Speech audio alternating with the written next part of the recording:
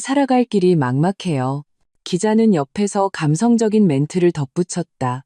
화려한 커리어 우먼과 평생 자식을 위해 헌신한 늙은 어머니, 이고부 전쟁의 진실은 무엇일까요? 저희는 계속해서 추적 보도하겠습니다. 나는 TV를 껐다. 너무나 비열했다. 시어머니가 저런 거짓말을 꾸며내다니. 더 최악인 것은 그녀가 만들어낸 불쌍한 노인 이미지가 대중의 동정심을 사기 쉽다는 점이었다. 여론의 방향이 뒤바뀔 수도 있었다. 역시나 30분도 채 되지 않아 인터넷에는 나를 의심하는 목소리가 나타나기 시작했다. 할머니가 너무 불쌍해 보이는데 뭔가 다른 사정이 있는 거 아닐까? 손뼉도 마주쳐야 소리가 나지. 며느리는 문제가 없었을까? 노인을 폭행한 건 너무 심했네. 나는 분노를 억누르고 최 변호사에게 전화했다. 시어머니가 방송에 나와서 제가 자기를 폭행했고 불임이라고 거짓말을 하고 있어요. 봤습니다. 최 변호사의 목소리는 침착했다. 걱정 마십시오. 명예훼손으로 고소할 수 있습니다. 하지만 지금 더 중요한 것은 회사 문제입니다. 방금 신원 건자재에 대해 몇 가지 문제점을 발견했습니다. 무슨 문제요? 그들이 금강건설에 납품한 건자재의 품질검사 보고서가 위조되었을 가능성이 있습니다. 최 변호사가 말했다. 제 대학 동기가 품질관리원에 있는데 확인을 도와주기로 했습니다. 나는 눈이 번뜩였다. 만약 그게 사실이라면 금강건설은 계약을 재고할 수도 있다. 뿐만 아니라 최 변호사가 말을 이었다. 만약 김성철과 신원건자재가 공모하여 불량 자재를 납품했다면 이는 사기죄에 해당합니다. 전화를 끊고 나는 다시 희망을 보았다. 시어머니는 여론으로 나를 공격하고 김성철은 사업적으로 나를 무너뜨리려 한다. 하지만 나는 쉽게 무너지지 않을 것이다. 그들이 전쟁을 원한다면 기꺼이 응해주겠다. 나는 컴퓨터를 켜고 금강 프로젝트의 모든 자료를 정리하기 시작했다. 김성철이 내 고객을 빼앗아 갈 수 있다면 나도 다시 빼앗아 올 수 있다. 시어머니의 명예훼손에 대해서는 내일 당장 병원에 가서 종합검진을 받고 의학적 소견서로 나의 생식 능력에 아무 문제가 없음을 증명할 것이다. 창밖의 밤은 깊어지고 있었다. 이 싸움이 이제 막 시작되었음을 안다. 하지만 나는 더 이상 참고 사는 작은 며느리가 아니다. 나는 박서연, 비즈니스 세계에서 냉철한 결단을 내리는 대표다. 시어머니와 김성철은 곧 자신들이 누구를 잘못 건드렸는지 깨닫게 될 것이다. 서울대학병원 건강검진센터, 복도, 소독약 냄새가 코를 찔렀다. 나는 검진 결과지를 준 채 제멋대로 떨리는 손가락을 멈출 수 없었다. 결과지에 검고 굵게 쓰인 결론 한 줄이 칼날처럼 눈에 밝혔다. 혈액 내 장기적인 피임약 성분 검출, 임신을 고려한다면 약물 중단 후 3개월의 기간을 권고함. 나는 결과지를 쾅 덮었다. 가슴이 격렬하게 오르내렸다. 3년. 나와 민준이는 단 한 번도 피임을 한 적이 없었지만 아이는 생기지 않았다. 시어머니는 늘 알 못 낳는 암탈기라며 비아냥거렸다. 민준이는 입으로는 나를 위로했지만 친구들이 아기 사진을 올릴 때마다 그의 눈에 서리는 실망감은 감출 수 없었다. 그런데 이제 이 결과지는 말하고 있었다. 내가 아이를 못 낳는 게 아니라 누군가 내가 낳기를 원치 않았다고.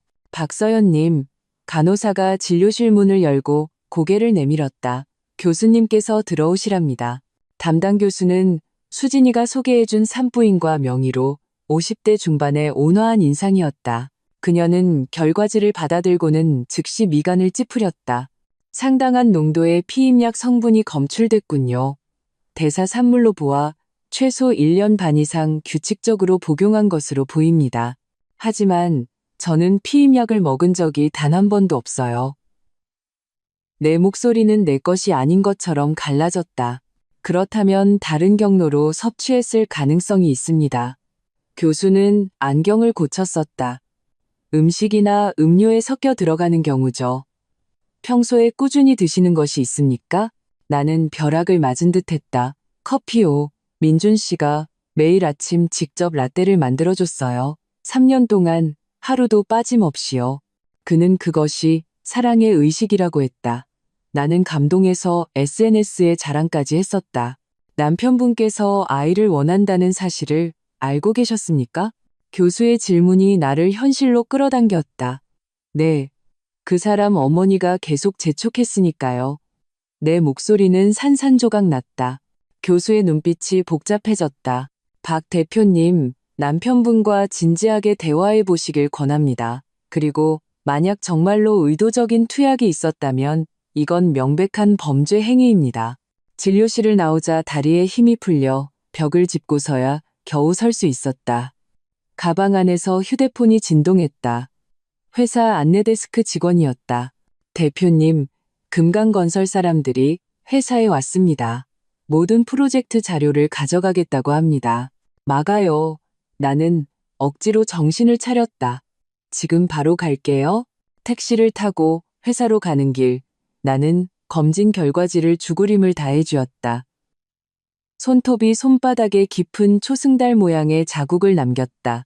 3년의 결혼 생활. 그것은 처음부터 끝까지 완전한 사기극이었다. 민준이는 내 돈을 훔쳤을 뿐만 아니라 내가 엄마가 될 권리까지 훔쳐갔다. 이 모든 것이 대체 무엇을 위해서였을까? 그저 자기 엄마를 기쁘게 하기 위해서. 회사 로비는 난장판이었다. 금강건설의 왕리푼 부사장이 법무팀 직원 2명을 데리고 우리 직원들과 대치하고 있었다. 장 부사장이 맨 앞에서 그들을 막아서고 있었고 그의 얼굴은 굳어 있었다. 대표님 오셨습니다. 누군가 외쳤다. 왕리푼이 돌아섰다. 잘 차려입은 정장에 가식적인 미소가 가득했다. 박 대표님, 오랜만입니다. 나는 분노를 억누르며 말했다. 왕 부사장님, 협력 관계를 종료하는 것은 좋습니다. 하지만 우리 회사 내부 자료를 가져갈 권리는 없습니다. 오해입니다. 왕리푼이 손을 저었다. 우리는 원본 디자인 시안과 고객 자료만 원합니다. 이것들은 모두 금강의 재산이니까요. 계약서 제8조 사망에 따르면 내가 차갑게 말했다. 모든 창작 기획안의 지적 재산권은 우리 회사 소유입니다. 금강은 사용권만 가질 뿐입니다. 왕리푼의 미소는 변하지 않았다. 박 대표님, 일을 이렇게 어렵게 만들지 맙시다. 우리 협력한 지가 몇 년인데요. 네, 몇 년이나 됐죠? 나는 그의 말을 잘랐다. 그래서 잘 압니다. 갑작스러운 계약 종료는 이 회장님 스타일이 아니죠. 당신이 뒤에서 꾸민 짓이겠죠? 김성철한테 얼마나 받아먹었습니까? 왕리푼의 얼굴색이 변했다. 박서연, 말 조심해. 명예훼손으로 고소할 수 있어. 마음대로 하세요. 나는 한 걸음 다가섰다. 마침 저도 법원에 물어보고 싶었거든요. 상업 뇌물과 영업 비밀 절취는 어떻게 처벌하는지. 우리는 서로를 노려보았다. 결국 먼저 시선을 피한 것은 왕리푼이었다. 좋아, 아주 좋아. 법정에서 봅시다. 그는 사람들을 데리고 분노에 차서 떠났다. 사무실 문이 닫히자마자 장 부사장이 의자에 주저앉았다. 대표님, 금강이 우리 매출의 40%를 차지하는데. 알아요. 나는 관자놀이를 문질렀다. 일단 다른 고객사들부터 안정시키세요. 저는 다른 방법을 찾아보겠습니다. 그리고 장 부사장이 말을 멈칫했다. 오늘 직원 3명이 더 사직서를 냈습니다. 모두 핵심 인력들입니다. 나는 가슴이 턱 막혔다. 누구요? 크리에이티브 팀의 김대리, 박 과장, 그리고 영업팀의 이 대리입니다. 모두 3년 이상 저와 함께 일한 직원들입니다. 나는 쓴웃음을 지었다. 김성철이 빼간 거군요. 장 부사장이 고개를 끄덕였다. 창미헤드에서 연봉 2배를 제시했답니다. 나는 창가로 걸어가 왕리푼의 차가 회사를 떠나는 것을 지켜보았다. 회사는 존폐의 기로에 서 있었고 나는 방금 남편이 내게 약을 먹였다는 사실을 알게 되었다. 마치 동시에 두 자루의 칼에 꿰뚫린 기분이었다. 고통스러워 숨을 쉴 수 없었다. 대표님, 문 앞에서 조심스러운 목소리가 들려왔다. 돌아보니 안내데스크의 신입사원 이유진 씨였다. 갓 졸업한 어린 친구였다. 무슨 일이에요? 나는 억지로 미소를 지었다. 이유진 씨는 주위를 살피더니 목소리를 낮췄다. 따로. 드릴 말씀이 있습니다. 중요한 일이라서요. 나는 그녀를 사무실로 데리고 들어가 문을 닫았다. 이유진 씨는 긴장한 듯 손가락을 꼬았다. 대표님, 제가 아마 잘못한 것 같아요. 무슨 일이요? 김성철 씨요. 그 사람이 제 사촌 오빠예요. 그녀의 목소리는 모기처럼 작았다. 나는 눈을 동그랗게 떴다. 뭐라고요? 먼 친척이에요. 이유진 씨가 다급하게 설명했다. 제가 입사할 때는 대표님과 그런 일이 있었는지 몰랐어요. 지난주에 그 오빠가 저를 찾아와서 대표님을 감시해달라고 했어요. 나는 온몸이 차가워졌다. 그래서 승낙했나요? 승낙하는 척 했어요. 이유진 씨가 주머니에서 작은 USB를 꺼냈다. 사실은 제가 녹음했어요. 어제 그 오빠가 회사에 와서 왕 부사장이랑 통화하는 걸 제가 전부 녹음했어요. 나는 USB를 받아 쥔손이 떨렸다. 무슨 얘기를 했는데요? 왕 부사장이 대표님 회사를 망하게만 하면 김성철 씨가 금강의 장기 계약을 따낼 수 있을 거라고 했어요. 그리고 대표님 시어머니께서 회사 지분 30%를 나눠주기로 약속했다고. 나는 숨을 헐떡였다. 그랬구나. 시어머니와 김성철은 내 회사를 빼앗는 것뿐만 아니라 완전히 차지할 작정이었던 것이다. 그렇다면 민준이는 그는 얼마나 알고 있었을까? 이 연극에서 그는 어떤 역할을 맡았을까? 왜 이걸 나한테 말해주는 거예요? 나는 이유진 씨를 쳐다봤다. 김성철 씨는 사촌 오빠라면서요. 이유진 씨의 눈가가 붉어졌다. 저는 대표님을 존경하니까요. 대표님은 제가 본 여성 중에 가장 멋진 분이세요. 그리고 그녀는 입술을 깨물었다. 김성철 오빠는 좋은 사람이 아니에요. 예전에 저희 부모님 노후 자금을 사기쳐서 가져간 뒤로 아직도 갚지 않았어요. 나는 그녀의 어깨를 두드렸다. 고마워요, 유진 씨. 이 녹음 파일 정말 중요해요. 그녀가 떠난 후 나는 즉시 최 변호사에게 전화해 오늘의 두 가지 큰 발견을 모두 알렸다. 녹음 파일은 결정적인 증거가 될 수 있습니다. 최 변호사가 분석했다. 하지만 피임약 건은 김민준 씨가 한 것이 확실합니까? 그 사람 말고 누가 있겠어요? 내 목소리는 갈라졌다. 3년 동안 매일 아침 그 커피를. 이건 상해죄에 해당합니다. 최 변호사는 심각하게 말했다. 경찰에 신고하고 동시에 김민준 씨가 대표님과 회사에 접근하지 못하도록 접근 금지 명령을 신청하는 것이 좋겠습니다. 아니요, 아직은. 나는 억지로 냉정을 되찾았다. 일단 회사 위기부터 해결해야 해요. 금강 계약 취소, 직원 이탈, 현금 흐름이 석 달을 버티기 힘들어요. 그 점에 대해서는 최 변호사가 잠시 말을 멈췄다.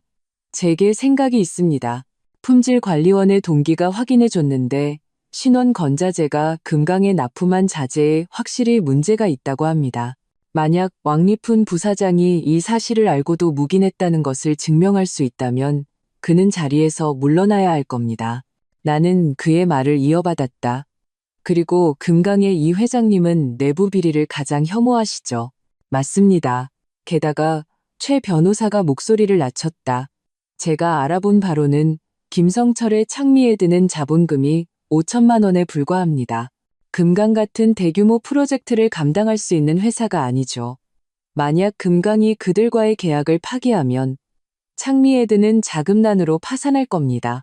나는 눈이 번뜩였다. 김성철이 횡령한 2억 원은 이미 동결되었으니 그는 구멍을 메울 돈이 없다. 전화를 끊고 나는 마침내 한 줄기 희망을 보았다. 하지만 그 직후 격렬한 구역질이 밀려왔다. 나는 화장실로 달려가 헛구역질을 했다. 거울 속에 나는 얼굴이 창백했고 눈 밑에는 짙은 다크서클이 내려와 있었다. 이것이 가장 가까운 사람에게 배신당한 맛이란 말인가? 사무실로 돌아와 메일을 확인하기 위해 컴퓨터를 켰다. 그때 모르는 번호로 온 멀티미디어 메시지 한 통을 받았다. 열어보는 순간 내 온몸에 피가 얼어붙었다. 그것은 민준이와 시어머니 그리고 김성철이 찻집에 함께 있는 사진이었다. 촬영 시간은 오늘 오후로 표시되어 있었다. 사진 속 세 사람은 축배를 들며 더없이 행복하게 웃고 있었다. 곧이어 또 다른 메시지가 도착했다. 박 대표님, 그들이 무엇을 축하하고 있는지 맞춰보시죠. 나는 화면을 노려보았다. 손톱이 손바닥을 깊게 파고들었다. 그들은 나의 붕괴를, 회사의 위기를, 그들의 음모가 성공 직전에 있음을 축하하고 있었다. 눈물이 시야를 흐렸다. 나는 더 이상 버틸 수 없었다. 책상에 엎드려 소리 없이 울었다. 3년의 결혼 생활, 온 마음을 다한 헌신이 이런 배신으로 돌아오다니. 민준이의 매일 아침의 다정함, 밤의 포옹, 그 모든 달콤한 말들이 전부 연기였단 말인가? 얼마나 울었을까? 휴대폰이 다시 진동했다. 수진이었다. 방송국에서 후속 인터뷰를 원해. 내 시어머니 폭로가 파장을 일으켜서 지금 온 인터넷이 난리야. 나는 눈물을 닦고 답장했다. 내일 오후로 잡아줘. 이번에는 더 큰 것을 터뜨릴 것이다. 그들이 나를 끝장내려 한다면 나도 기꺼이 상대해주겠다. 검진 결과지, 녹음 증거, 은행 거래 내역. 나는 이 모든 더러운 진실을 햇빛 아래 드러낼 것이다. 시어머니가 유명해지고 싶어 했나? 온 국민이 아는 스타로 만들어주겠다. 민준이가 돈을 원했나? 단 1원도 갖지 못하게 해주겠다. 김성철이 내 회사를 탐냈나? 그를 파산시켜주겠다. 창밖에 땅거미가 짙어지고 있었다. 나는 통유리창 앞에 서서 도시의 불빛이 하나둘 켜지는 것을 바라보았다. 한때 나를 위해 켜진 저 불빛 하나가 행복이라고 생각했다. 이제야 깨달았다.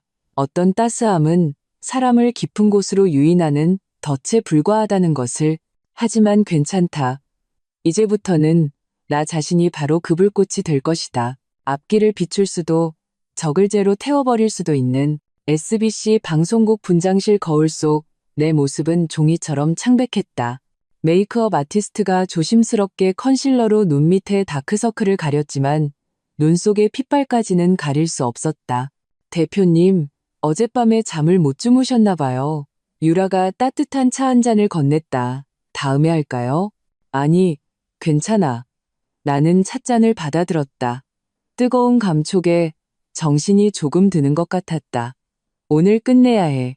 메이크업 아티스트가 내게 강렬한 붉은색 립스틱을 발라주자 거울 속의 나는 순식간에 날카로워졌다. 짙은 남색의 정장 투피스는 내가 특별히 고른 옷이었다. 장중하면서도 기세를 잃지 않는. 오늘 나는 카메라 앞에서 멋진 반격의 승리를 거둘 것이다. 5분 뒤에 시작합니다. 스태프가 고개를 내밀며 알렸다. 나는 심호흡을 하고 마지막으로 휴대폰 속의 자료들을 확인했다. 검진 결과지, 이유진 씨가 제공한 녹음 파일, 은행 거래 내역 캡처본, 그리고 민준이와 시어머니가 축배를 드는 사진까지. 이 모든 것이 나의 반격 무기가 될 것이다. 스튜디오의 조명은 눈이 부셨다. 나는 곡선 소파에 앉았고 맞은편에는 유라와 카메라 2대가 있었다. 이번에는 단순한 인터뷰가 아닌 생방송이었다. 시어머니가 유명해지고 싶다고? 온 국민이 아는 스타로 만들어주겠다. 3, 2, 1, 시작. 시청자 여러분, 안녕하십니까? 도시의 화제 특별 생방송에 오신 것을 환영합니다. 유라가 카메라를 향해 미소 지었다. 최근 온 국민의 공분을 산 1,500만 원 생일상 시어머니 사건에 새로운 진전이 있었습니다. 오늘 저희는 다시 한번 당사자이신 박서연 대표님을 모시고 사건에 대한 최신 입장을 들어보겠습니다. 카메라가 나를 비췄다. 유라가 물었다. 박 대표님, 지난 방송 이후 시어머니께서도 언론 인터뷰를 통해 대표님이 노인을 학대하고 불임이라는 주장까지 하시며 상처를 공개하셨습니다. 이에 대해 어떻게 생각하십니까? 나는 침착하게 가방에서 검진 결과지를 꺼냈다. 우선 임신 문제에 대해 말씀드리겠습니다. 이것은 제가 서울대학병원에서 받은 종합검진 결과지입니다. 제 생식 기능은 완벽하게 건강하다는 소견입니다. 하지만 보고서는 동시에 제 혈액에서 장기간 피임약을 복용한 성분이 검출되었다고 명시하고 있습니다. 유라는 시의적절하게 놀란 표정을 지었다. 하지만 대표님께서는 피임약을 복용한 적이 없다고 하셨는데요. 네, 나는 카메라를 똑바로 쳐다보았다. 의사의 소견으로는 약물이 음식을 통해 섭취된 것으로 보인다고 합니다. 그리고 제 남편 김민준 씨는 지난 3년간 매일 아침 제게 직접 커피를 타주었습니다. 스튜디오가 술렁였다. 나는 말을 이었다. 다음으로 소위 상처라는 것에 대해 말씀드리겠습니다. 나는 휴대폰에서 세 사람이 축배를 드는 사진을 화면에 띄웠다. 이것은 제가 어제 받은 사진입니다.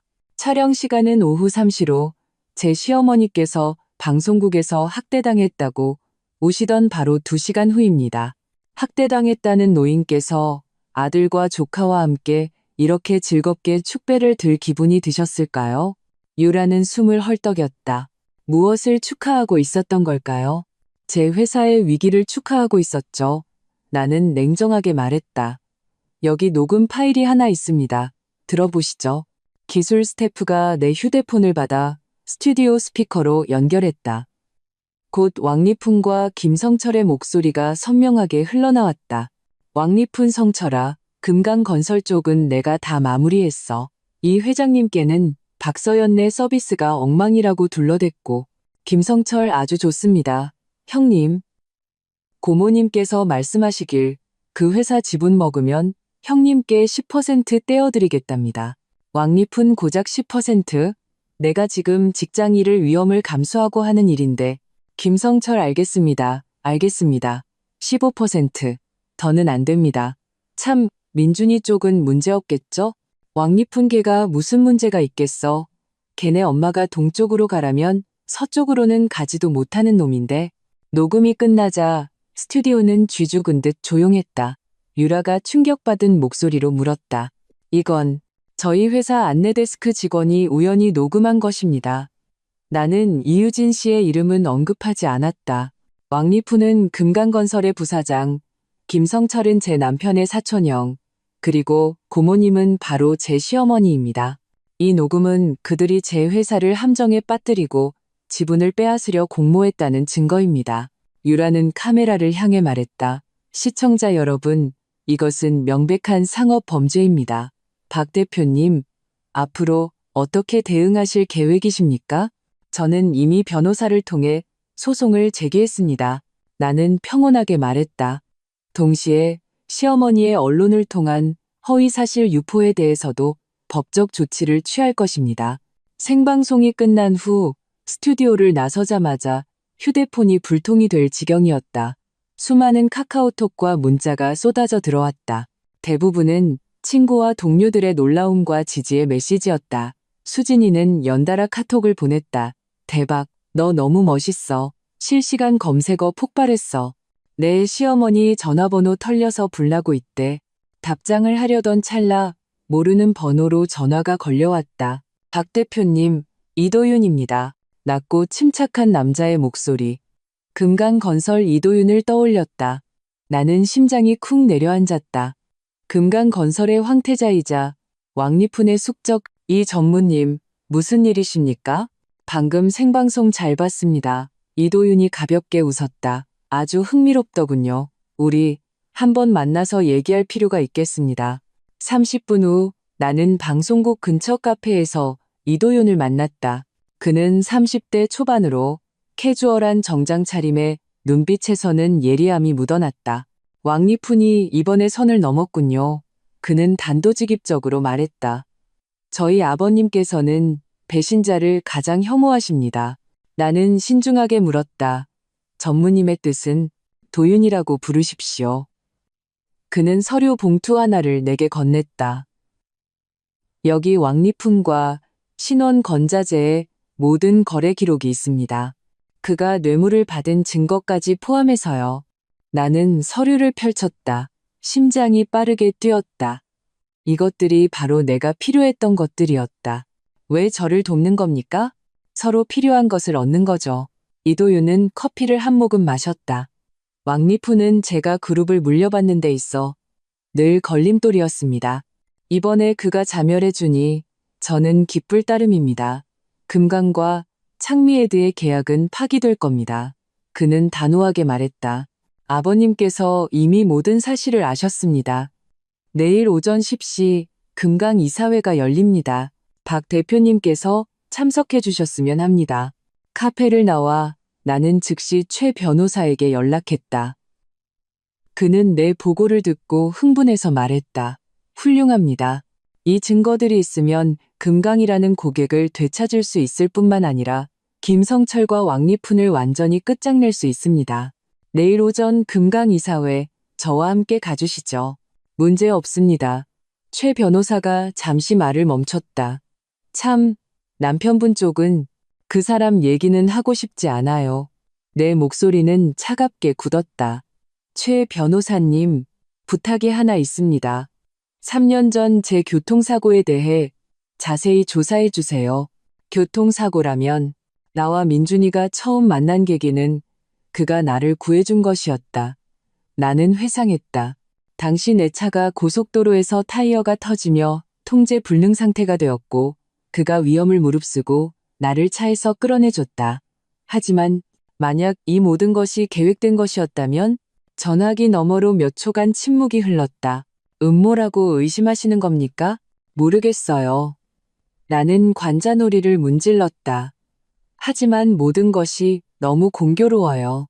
만난 지 석 달 만에 결혼하고 결혼하자마자 시어머니가 돈 관리를 하겠다고 나서고 지금은 또 진실이 필요해요. 알겠습니다. 최 변호사는 진지하게 약속했다. 맡겨주십시오.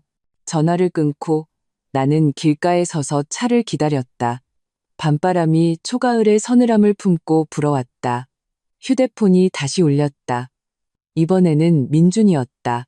나는 바로 끊어버렸다. 하지만 그는 끈질기게 다시 걸어왔다.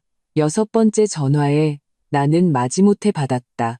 서연아, 민준이의 목소리는 울먹이고 있었다. 제발 한 번만 만나줘. 내가 다 설명할게. 뭘 설명해? 나는 냉소했다. 네가 나한테 약 먹인 거? 아니면 김성철이랑 공모해서 내 회사 망하게 하려던 거? 그런 게 아니야. 그는 거의 울부짖었다. 다 엄마가 시켜서 나 후회하고 있어. 제발 한 번만 기회를 줘. 늦었어. 김민준. 나는 평온하게 말했다. 우리는 이미 끝났어. 아니야. 그가 갑자기 목소리를 낮췄다. 서연아, 내가 우리 엄마랑 성철이 형에 대해 많이 알아. 그 사람들 손에 너한테 도움이 될 만한 게 있어. 나는 심장이 쿵 내려앉았다. 무슨 것? 만나서 얘기해. 제발. 그의 목소리가 떨렸다. 딱 10분만 내 회사 아래에 있을게. 망설임 끝에 나는 결국 승낙했다. 그에 대한 기대 때문이 아니라 그가 말한 것이 무엇인지 알고 싶었기 때문이다. 회사 아래 민준이는 유령처럼 그림자 속에서 나타났다. 겨우 이틀 못 본 사이에 그는 수염이 덥수룩하고 눈은 퀭했으며 마치 노숙자 같았다. 서연아, 그가 내 손을 잡으려 했지만 나는 한 걸음 물러섰다. 할 말만 해. 민준이가 쿵소리를 내며 무릎을 꿇었다. 내가 잘못했어. 정말 잘못했어. 그는 내 다리를 붙잡고 통곡했다. 우리 엄마 처음부터 다 계획한 거였어. 우리의 만남까지도. 나는 온몸이 차가워졌다. 무슨 뜻이야? 교통사고, 엄마가 꾸민 거야. 민준이는 눈물 범벅이 된 얼굴을 들었다. 엄마가 사람 시켜서 너에 대해 다 조사했어. 네가 매주 수요일 오후에 그 고속도로를 지난다는 것까지. 나는 위가 경련을 일으켜 거의 서 있을 수 없었다. 계속 말해. 엄마는 네가 조건도 좋고 가족도 없어서 통제하기 쉽다고 생각했어. 민준이는 흐느꼈다. 나더러 너한테 접근하라고. 결혼한 뒤에 천천히 재산을 빼돌리라고. 어느 정도 짐작은 했지만 직접 들은 이 거대한 망치로 얻어맞은 기분이었다. 나는 벽을 짚고서야 쓰러지지 않을 수 있었다. 그래서 3년의 결혼 생활이 전부 연기였어? 아니, 민준이는 미친 듯이 고개를 저었다. 나는 정말 너를 사랑했어. 단지 엄마를 거역할 용기가 없었을 뿐이야. 엄마 손에. 민준이가 갑자기 말을 멈추고 불안한 눈으로 먼 곳을 쳐다봤다. 나는 그의 시선을 따라갔다. 검은색 세단 한 대가 길가에 조용히 서 있었다. 창문은 짙게 선팅되어 있었다. 엄마가 사람을 붙였어. 민준이의 목소리가 떨렸다. 서연아, 조심해. 엄마 손에 녹음 파일이 하나 있어. 너랑. 검은색 세단이 갑자기 시동을 걸고 천천히 우리 쪽으로 다가왔다. 민준이는 감전된 듯 벌떡 일어났다. 나 가봐야 해. 기억해. 아무도 믿지 마. 특히. 세단이 멈추고 뒷좌석 창문이 절반쯤 내려왔다. 안에 사람은 보이지 않았지만 민준이는 이미 귀신이라도 본 듯 황급히 도망쳤다. 아파트로 돌아와 나는 밤새 잠을 이루지 못했다. 민준이의 말은 독사처럼 내 마음속에 따리를 틀었다. 교통사고는 계획된 것이었고 결혼은 사기극이었다. 시어머니 손에는 녹음 파일이 있다. 대체 무슨 녹음 파일일까? 누구와의 녹음일까? 다음날 아침 나는 짙은 다크서클을 한 채 회사로 향했다. 사무실에 들어서자마자 장 부사장이 다급하게 나를 맞았다. 대표님, 좋은 소식입니다. 금강건설의 이 회장님께서 직접 전화를 주셨습니다. 오늘 이사회에서 왕리풍건을 처리하고 우리와의 협력 관계를 복원하고 싶다고 하셨습니다. 나는 억지로 미소를 지었다. 준비하세요. 10시에 금강으로 갑니다. 9시 반 최 변호사가 젊은 기술자 한 명을 데리고 내 사무실로 왔다. 이쪽은 박군입니다. 컴퓨터 전문가죠. 최 변호사가 소개했다. 제가 박군에게 김민준 씨의 예전 휴대폰 데이터 복구를 부탁했습니다. 박군이 노트북을 열었다. 박 대표님, 이 휴대폰은 3년 전 모델입니다. 남편분께서 최근에 새 폰으로 바꾸셨는데 예전 폰에 흥미로운 것들이 좀 남아 있었습니다. 화면에는 일련의 문자 기록이 떠 있었다. 시간은 나와 민준이가 만나기 일주일 전이었다. 발신자는 최 씨라고 저장되어 있었다. 내용은 나를 소름 끼치게 했다. 최 씨 차는 준비됐습니다. 수요일 오후 3시 경부고속도로 37km 지점입니다. 김민준 은색 벤츠 확실합니까? 차량 번호는요? 최 씨 걱정 마십시오. 보름 동안 따라다녔습니다. 타이어 펑크 장치도 테스트했고요. 진짜 큰 사고는 안 날 겁니다. 김민준 감사합니다. 끝나고 술 한잔 사겠습니다.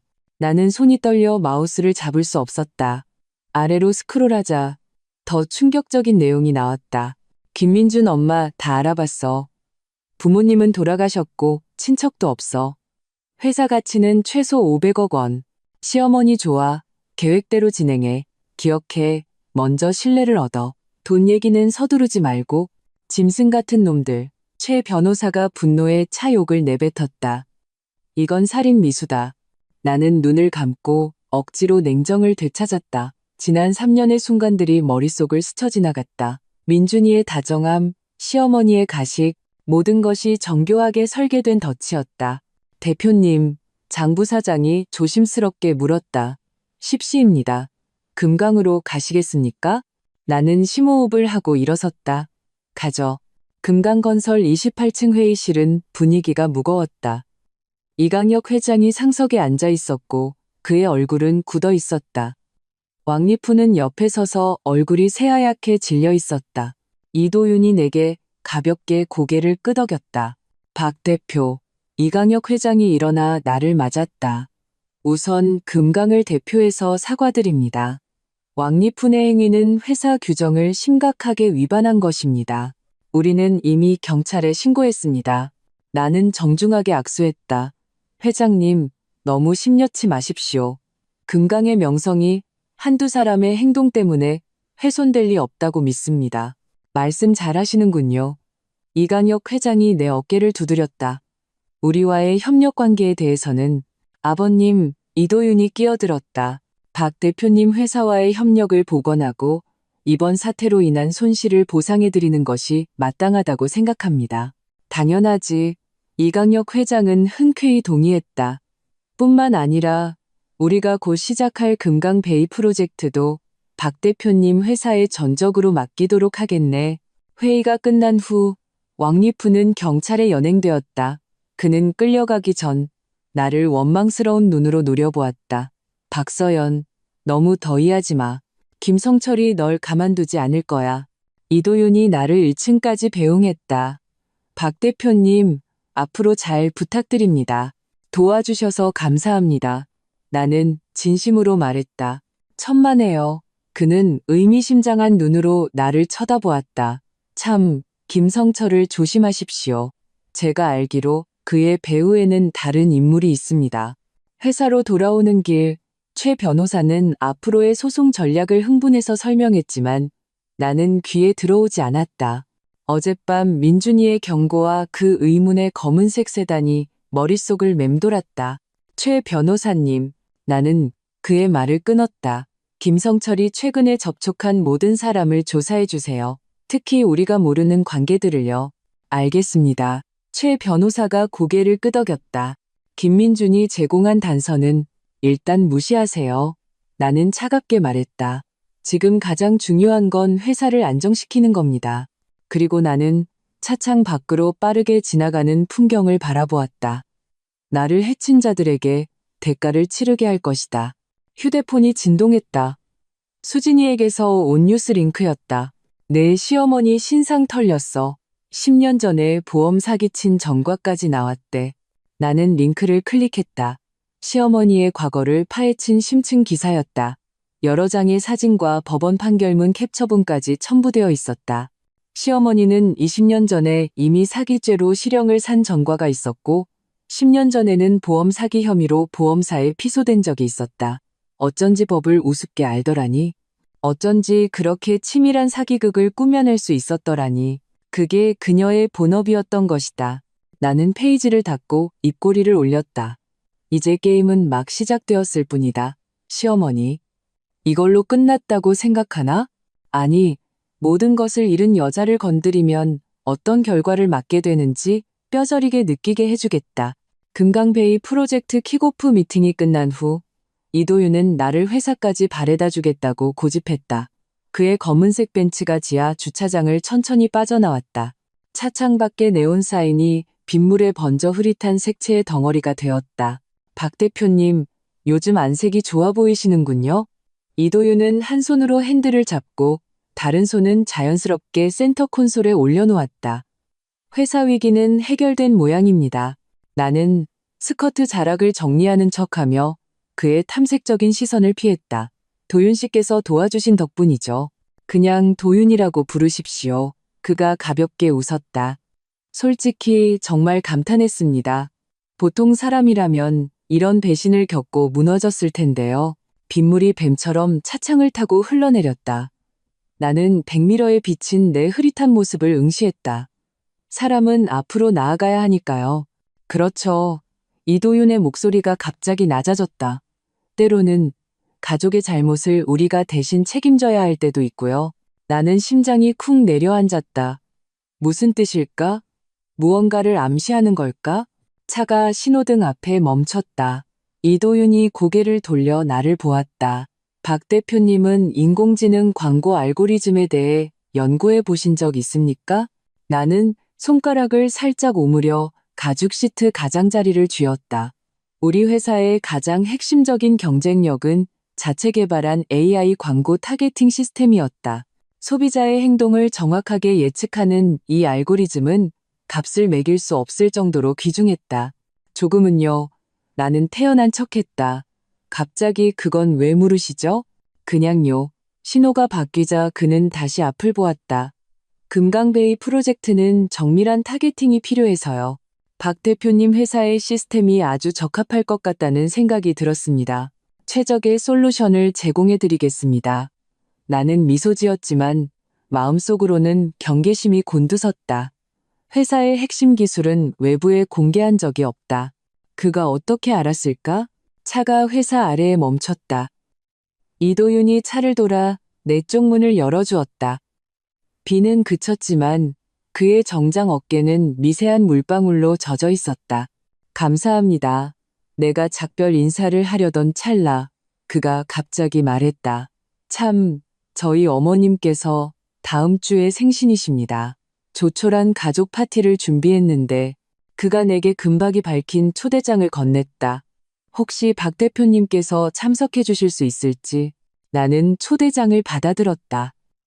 뜨거운 감촉에 하마터면 떨어뜨릴 뻔했다. 왜 나를 초대하는 거지? 이건 또 무슨 속셈일까? 제가 가도 괜찮을지 모르겠습니다. 어머님께서 대표님을 기억하고 계십니다. 이도윤의 말에 나는 온몸이 굳었다. 20년 전에 대표님께 피아노를 가르치셨다고요? 내 귀에서 윙하는 소리가 났다.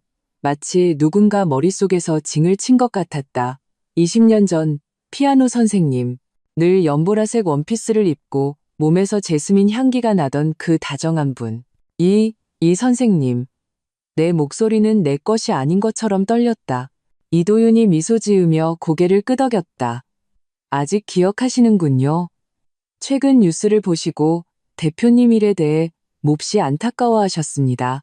나는 기계적으로 고개를 끄덕였지만 뇌는 미친 듯이 회전하고 있었다. 너무나 공교로웠다. 내 어린 시절의 피아노 선생님이 이도윤의 어머니라니. 그리고 그 아들은 지금 내게 구원자처럼 나타났다. 고려해 보겠습니다. 나는 억지로 표정 관리를 했다. 초대해 주셔서 감사합니다. 사무실로 돌아오자마자 나는 문을 잠갔다. 책상에 양손을 짚고 거친 숨을 몰아쉬었다. 너무 많은 우연, 너무 많은 의문점. 이도윤의 등장, 우리 기술에 대한 그의 이해, 그리고 그의 어머니와 나의 관계. 나는 최 변호사에게 전화를 걸었다. 즉시 이도윤에 대해 조사해 주세요. 최대한 자세하게요. 특히 그의 어머니 정보도요. 무슨 일입니까? 최 변호사는 내 목소리가 이상하다는 것을 알아챘다. 그가 다른 목적으로 제게 접근한 것 같습니다. 나는 목소리를 낮췄다. 그가 우리 회사 AI 알고리즘에 대해 알고 있어요. 그리고 그의 어머니가 제 20년 전 피아노 선생님이라고 합니다. 전화기 너머로 몇 초간 침묵이 흘렀다. 정말 공교롭군요. 잠깐만요. 마침 김성철에 대한 정보를 좀 찾았는데 관련이 있을지도 모르겠습니다. 무슨 정보요? 김성철이 최근 다크웹에 빈번하게 접속했고 한 상업 스파이 조직과 접촉한 흔적이 있습니다. 최 변호사의 목소리가 무거워졌다. 그들이 정밀 광고 타겟팅 알고리즘을 현상 수배하고 있는데 묘사된 내용이 대표님 회사 기술과 매우 흡사합니다. 나는 얼음물에 빠진 기분이었다. 그렇다면 이것이 그들의 진짜 목표였단 말인가. 시어머니와 민준이의 사기극은 겉모습일 뿐 그 배후에는 회사 핵심 기술을 노린 음모가 있었던 것이다. 더 이상한 점이 있습니다. 최 변호사가 말을 이었다. 현상 수배를 올린 구매자의 아이디는 골든 엠투림이지만 IP 주소는 해외로 나옵니다. 골든 BAT, 금강, 지음강?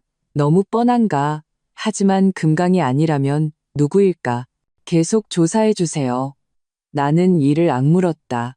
그리고 20년 전 저희 부모님 교통사고에 대한 상세 자료도 다시 한번 찾아봐 주세요. 전화를 끊고 나는 통유리창 앞에 서서 비겐 도시가 석양 아래 금빛으로 물드는 것을 바라보았다. 20년 전 나는 10살이었다. 부모님은 공항으로 가던 길에 교통사고로 현장에서 돌아가셨다. 나는 보육원으로 보내졌고 성인이 된 후에야 부모님이 남기신 보험금과 배상금으로 창업했다. 만약 그 교통사고도 우연이 아니었다면 그 생각에 온몸이 떨렸다. 나는 컴퓨터를 켜고 이강혁 20년 전을 검색했다. 검색 결과 중 눈에 띄지 않는 상업 뉴스 하나가 내 시선을 사로잡았다.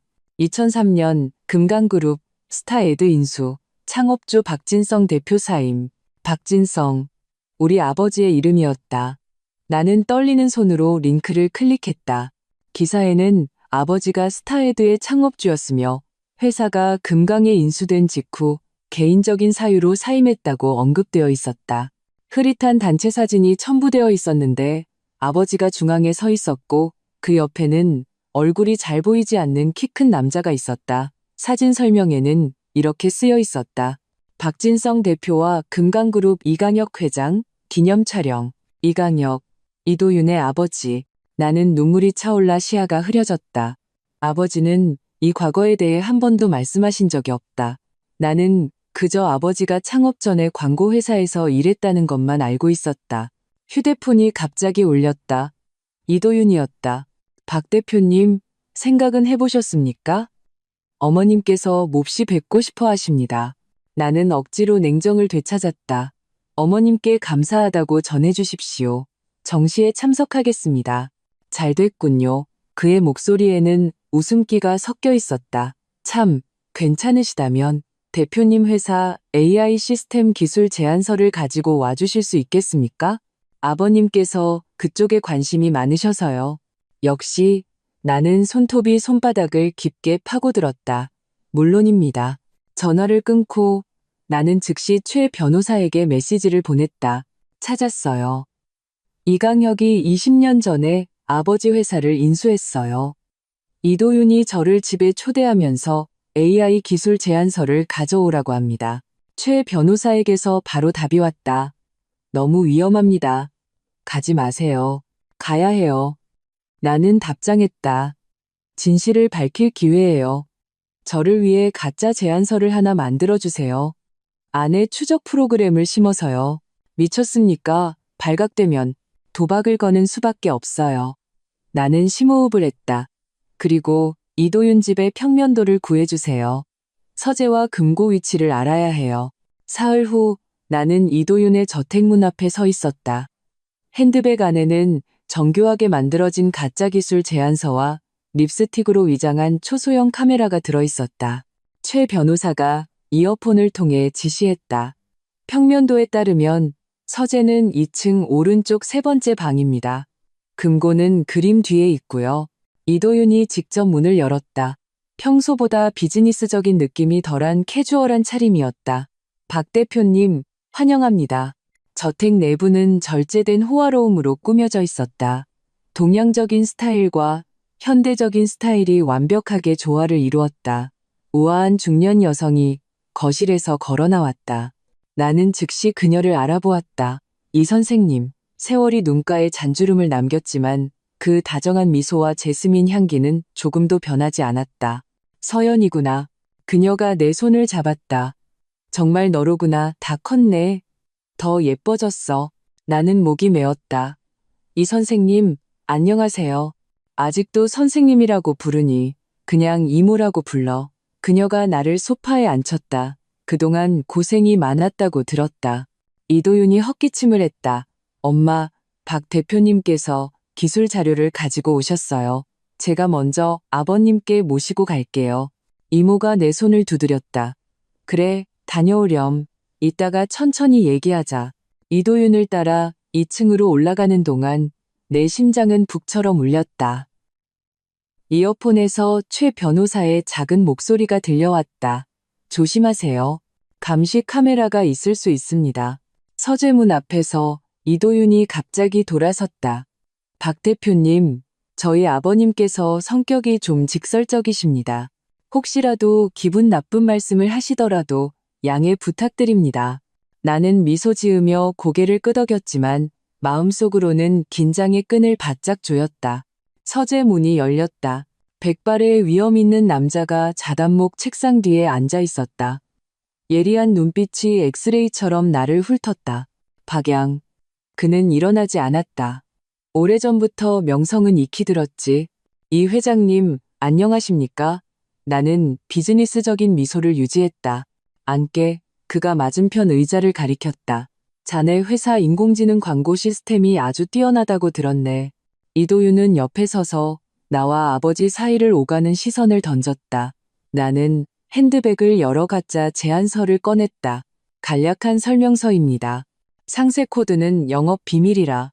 이강혁은 서류를 받아들고 대충 몇 장 넘겨보더니 옆에 내려놓았다.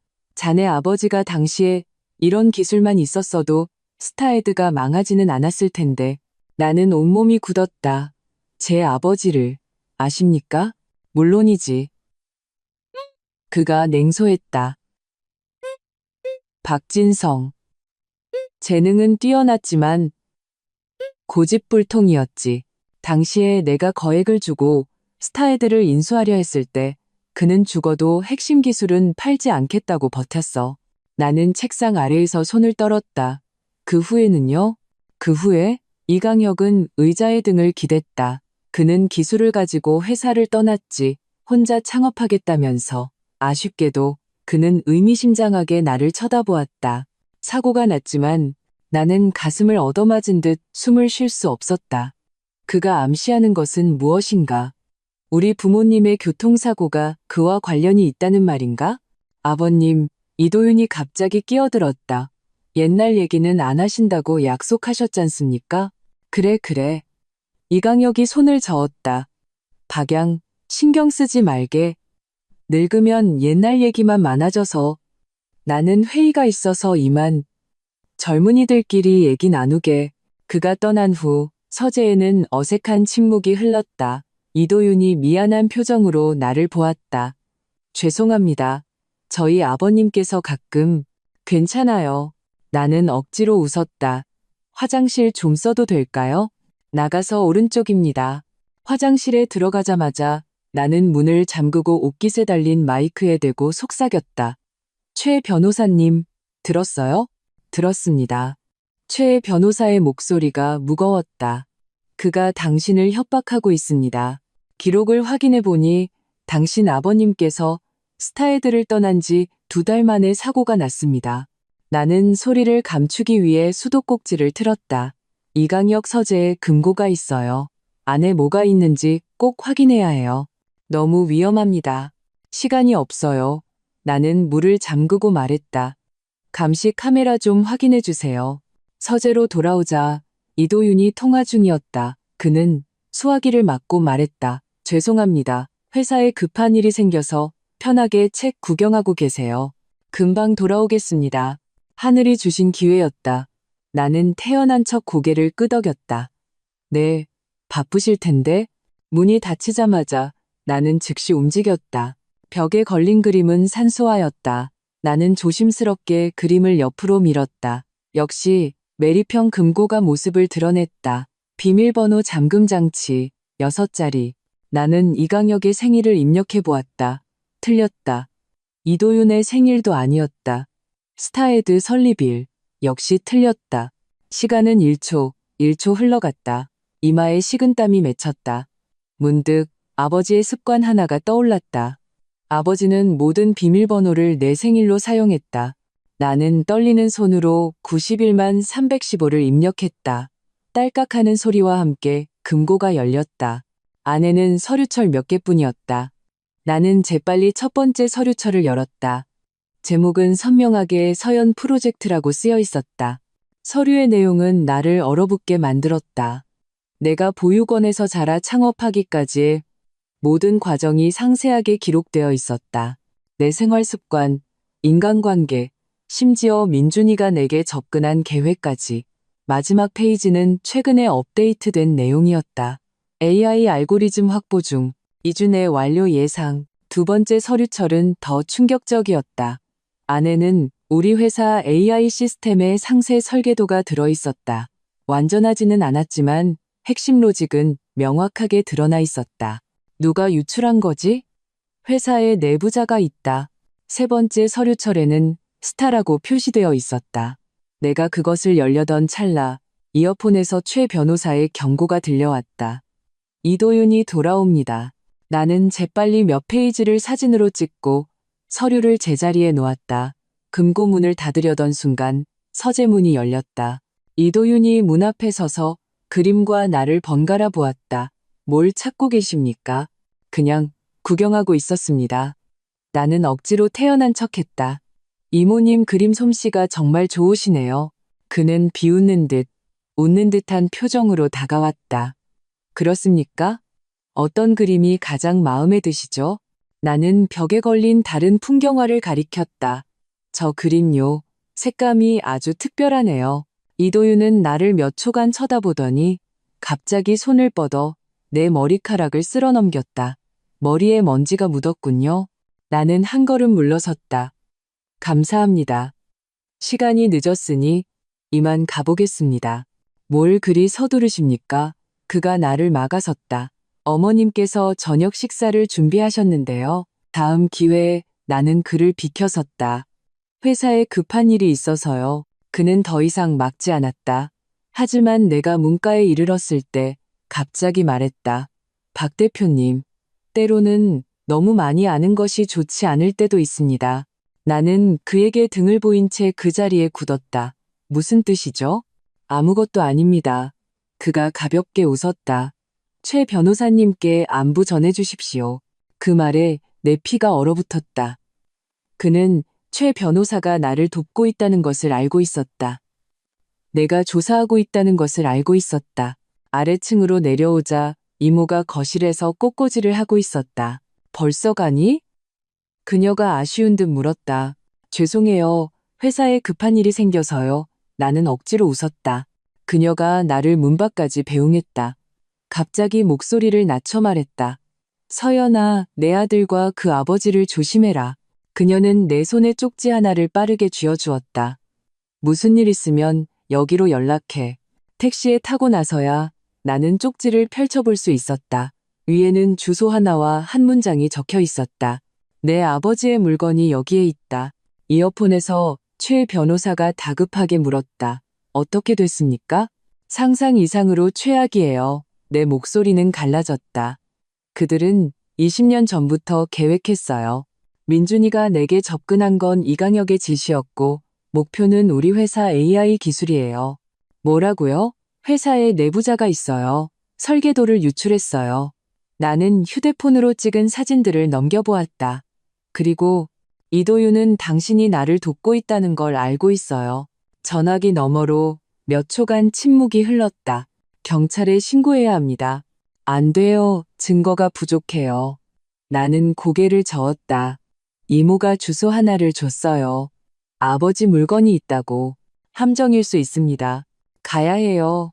나는 단호하게 말했다. 최 변호사님, 만약 저한테 무슨 일이 생기면 불길한 소리 하지 마십시오. 최 변호사가 내 말을 잘랐다. 제가 함께 가겠습니다. 밤 9시. 우리는 주소에 따라 도시 외곽의 낡은 아파트 건물에 도착했다. 이모가 준 열쇠로 꼭대기 층 작은 집의 문을 열었다. 집 안에는 먼지가 가득했고 오랫동안 사람이 살지 않은 흔적이 역력했다. 우리는 침실 벽장 뒤에서 비밀 공간을 발견했다. 안에는 녹슨 금고가 있었다. 내 생일을 입력하자 금고가 열렸다. 안에는 누렇게 변색된 서류 뭉치와 USB 하나가 들어있었다. 서류는 아버지의 자필 노트였다. 스타헤드가 금강에 인수된 내막이 상세히 기록되어 있었다. 이강혁이 분식회계로 아버지를 압박해 헐값에 회사를 팔게 했고 나와 어머니를 해치겠다고 협박했다는 내용이었다. USB 안의 내용은 더 충격적이었다. 흐릿한 CCTV 영상에는 우리 부모님의 교통사고 현장이 담겨 있었다. 다른 차에서 내린 한 남자가 부모님의 사망을 확인한 후에야 자리를 떠났다. 화면은 흐릿했지만 그 키 큰 뒷모습은 젊은 시절의 이강혁과 너무나 닮아 있었다. 이건 살인이야. 나는 바닥에 주저앉았다. 눈물이 비 오듯 쏟아졌다. 최 변호사가 나를 꼭 안아주었다. 우리가 그를 대가 치르게 할 겁니다. 집에 돌아오니 새벽이었다. 나는 완전히 지쳤지만 잠을 이룰 수 없었다. 20년 만에 나는 부모님의 죽음에 대한 진실을 알게 되었다. 그것은 사고가 아니라 정교하게 계획된 살인이었다. 그리고 이강혁은 법의 심판을 피했을 뿐만 아니라 자기 아들을 시켜 내게 접근하고 내 유일한 버팀목인 회사와 기술까지 빼앗으려 했다. 휴대폰이 갑자기 켜졌다. 모르는 번호로 온 문자 메시지였다. 박 대표, 내일 오전 10시 낡은 부두 3번 창고로 완전한 AI 코드를 가지고 와. 내 전 남편 목숨과 바꾸고 싶으면 경찰에 신고하지 마. 시체를 받고 싶지 않다면. 첨부된 사진에는 민준이가 의자에 묶인 채 피투성이가 된 모습이 담겨 있었다. 이른 아침 햇살이 커튼 틈새로 눈을 찔렀다. 나는 납치 문자가 떠있는 휴대폰을 쳐다보며 밤을 꼬박 새웠다. 사진 속 피투성이 민준이의 모습이 머릿속에서 떠나지 않았다. 그는 나를 배신하고 내게 약을 먹였으며 사기극에 동참했다. 하지만 나는 그가 죽는 것을 차마 지켜볼 수 없었다. 미쳤어요? 최 변호사가 전화기 너머에서 거의 소리를 질렀다. 이건 명백한 함정이에요. 나는 옷장 앞에 서서 기계적으로 옷을 골랐다. 알아요. 알면서 가겠다고요? 최 변호사의 목소리가 떨렸다. 김민주는 당신이 목숨을 걸 가치가 없는 사람이에요. 나는 검은색 터틀넥 스웨터를 집었다가 다시 내려놓았다. 그 사람 때문이 아니에요. 진실을 위해서예요. 나는 심호흡을 했다. 그를 납치한 자들은 분명 더 많은 내막을 알고 있을 거예요. 최소한 경찰에는 신고해야죠. 안 돼요. 나는 고개를 저었다. 상대방이 분명히 경고했어요. 그리고 나는 쓴웃음을 지었다. 평범한 경찰이 이강혁 같은 사람을 상대할 수 있을 거라고 생각하세요? 전화기 너머로 몇 초간 침묵이 흘렀다. 제가 함께 가겠습니다. 안 돼요. 나는 단호하게 거절했다.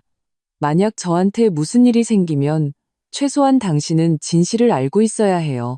전화를 끊고 나는 금고에서 USB 하나를 꺼냈다.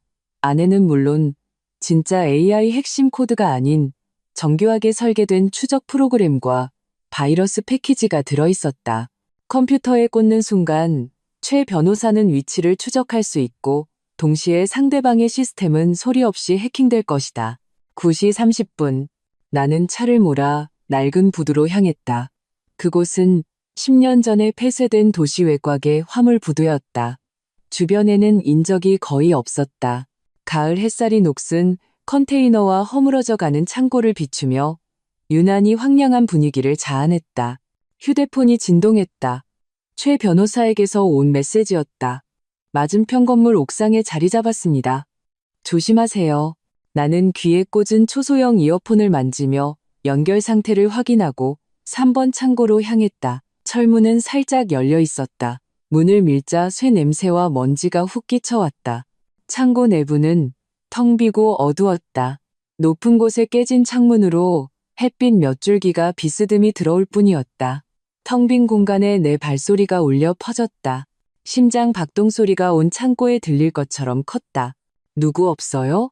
내 목소리가 창고 안에서 메아리 쳤다. 응답이 없었다. 나는 몇 걸음 앞으로 나아갔다. 갑자기 쉬어 빠진 남자의 목소리가 사방에서 들려왔다. 물건은 가져왔나? 나는 주위를 둘러보았지만 사람은 보이지 않았다. 숨겨진 스피커에서 나오는 소리 같았다. 가져왔어요.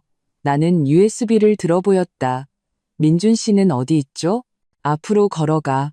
빨간색 컨테이너 쪽으로. 창고 깊숙한 곳에 과연 문이 반쯤 열린 빨간색 컨테이너가 있었다. 나는 천천히 다가갔다. 손바닥에서 식은땀이 배어나왔다. 컨테이너에서 10여 미터 떨어진 지점에서 이어폰에서 갑자기 최 변호사의 다급한 경고가 들려왔다. 조심해요. 컨테이너 안에 2명, 둘 다 무기를 소지하고 있어요. 나는 흠칫하며 걸음을 멈췄다. 거의 동시에 컨테이너에서 복면을 쓴 남자 2명이 튀어나왔다. 한 명은 총을, 다른 한 명은 전기 충격기를 들고 있었다. 그들은 재빨리 내게 다가왔다. 멈춰. 총을 든 남자가 소리쳤다. USB를 바닥에 내려놔. 나는 몇 걸음 물러섰다. 먼저 민준 씨를 보여줘요. 두 남자가 서로를 쳐다보았다. 총을 든 남자가 컨테이너 안을 향해 무언가 외쳤다. 몇 초 후, 세 번째 남자가 묶인 민준이를 끌고 컨테이너 문 앞에 나타났다. 민준이의 상태는 사진보다 더 심각했다. 왼쪽 눈은 부어서 뜨지도 못했고 입가에서는 피가 흘렀으며 다리를 절뚝거렸다. 그가 나를 보자 흐릿한 눈에 희미한 빛이 스쳤다. 서연아, 도망가. 저놈들 널. 닥쳐. 전기 충격기를 든 남자가 그의 옆구리를 찔렀다. 민준이는 비명을 지르며 바닥에 쓰러졌다. 나는 가슴이 철렁했다. 그만해요. USB 여기 있어요. 그 사람 풀어줘요. USB를 이쪽으로 던져. 총을 든 남자가 명령했다. 내가 망설이는 순간 이어폰에서 최 변호사의 목소리가 들려왔다. 주지 마요. 시간을 더 끌어요. 저격수가 총 든 놈을 조준했습니다. 하지만 다른 한 놈이. 그때 창고 연문이 쾅하는 소리와 함께 부서지며 익숙한 인물이 뛰어들어왔다. 김성철이었다. 그의 뒤에는 쇠 파이프를 든 장정 3명이 따르고 있었다. 박서연, 김성철이 비웃었다. 이런 우연이 있나. 상황은 순식간에 혼란에 빠졌다. 복면 쓴 남자들은 즉시 총구를 김성철 일행에게 돌렸고 김성철의 부하들도 공격 태세를 갖췄다. 움직이지 마. 복면 남자가 소리쳤다. 움직이면 쏴버리겠어. 김성철은 조금도 두려워하지 않았다. 쏴봐. 내 총알이 빠른지, 내 사람이 많은지 한번 보자고. 나는 그 틈을 타 패목재 더미 뒤로 몸을 숨겼다. 심장이 입 밖으로 튀어나올 것 같았다. 이게 무슨 상황이지? 김성철과 납치범들은 한패가 아니었나? 이어폰에서 최 변호사가 다급하게 말했다. 저격수 준비 완료. 하지만 목표가 너무 많습니다. 잠깐, 또 누가 옵니다. 창고 정문이 다시 열리고 예상치 못한 인물이 걸어 들어왔다. 이도윤이었다. 그는 정장을 말끔하게 차려입고 마치 위험한 현장이 아니라 비즈니스 미팅에 온 것처럼 여유롭게 걸어 들어왔다. 다들 진정하시죠. 그는 미소 지으며 양손을 들었다. 무력을 쓸 필요는 없습니다. 김성철의 얼굴이 굳었다. 이도윤, 네가 어떻게? 김 사장, 이도윤이 그의 말을 잘랐다. 계약을 어기셨군요. 박서연 문제는 제가 처리하기로 했잖습니까? 당신은 그냥 회사나 망하게 하면 되는 거였는데 나는 온몸이 차가워졌다. 그랬구나. 그들은 한패였다. 김성철은 사업적 압박을, 이도윤은 기술 탈취를, 그리고 민준이는 그저 미끼였을 뿐. 김성철이 이를 갈았다. 헛소리 집어치워. 네가 약속한 금강계약은 어떻게 됐어? 왕리푸는 잡혀가고 난 아무것도 못 건졌잖아. 이도윤이 가볍게 웃었다. 그건 당신이 너무 멍청해서 그런 겁니다. 그는 복면 남자들을 향해 말했다. 사람 데리고 이리 오시죠. 복면 남자가 민준이를 이도윤 쪽으로 끌고 갔다. 바로 그때 탕 하는 총성이 울렸다. 총을 든 복면 남자가 쓰러졌다. 최 변호사가 보낸 저격수였다. 혼란이 폭발했다. 김성철의 부하들이 달려들었고 다른 복면 남자는 민준이를 놓아주고 총을 꺼내 응사했다. 이도윤은 재빨리 타이어 더미 뒤로 몸을 숨기고 자신의 총을 꺼냈다. 나는 목재 상자 뒤에 웅크린 채 민준이가 필사적으로 내 쪽으로 기어오는 것을 보았다. 그의 얼굴은 피와 땀으로 범벅이었고 입술을 움직여 무언가 말했다. 서연아, 미안해, 도망가. 총알 한 발이 그의 옆바닥에 밝히며 불꽃을 튀겼다. 나는 이를 악물고 뛰쳐나가 그의 옷깃을 잡고 은신처로 힘껏 끌어당겼다. 정신 차려. 나는 헐떡이며 말했다. 동시에 이어폰에서 최 변호사가 외쳤다. 뒷문, 지금이에요. 나는 민준이를 끌고 뒷문으로 이동했다. 갑자기 검은 그림자가 우리 앞을 막아섰다. 이도윤이었다. 그는 총을 든 채 여전히 그 소름 끼치는 미소를 짓고 있었다. 박 대표님, 뭘 그리 서두르십니까? 그는 총구를 흔들었다. USB, 내놓으시죠. 나는 민준이를 등 뒤로 감쌌다. 왜? 당신 집안은 우리 부모님을 죽인 것만으로는 부족한 거야? 이도윤의 미소가 잠시 굳었다. 아는 게 꽤 많으시군요. 그는 한 걸음 다가왔다. 안타깝게도 많이 알수록 빨리 죽는 법이죠. 일촉즉발의 순간 창고 대문이 다시 쾅하는 소리와 함께 부서지며 세단 한 대가 그대로 돌진해 들어왔다. 눈부신 헤드라이트 불빛에 모두가 눈을 찡그렸다. 차 문이 열리고 이모가 뛰어내렸다. 그녀의 손에는 권총이 들려 있었다. 도윤아, 그만해.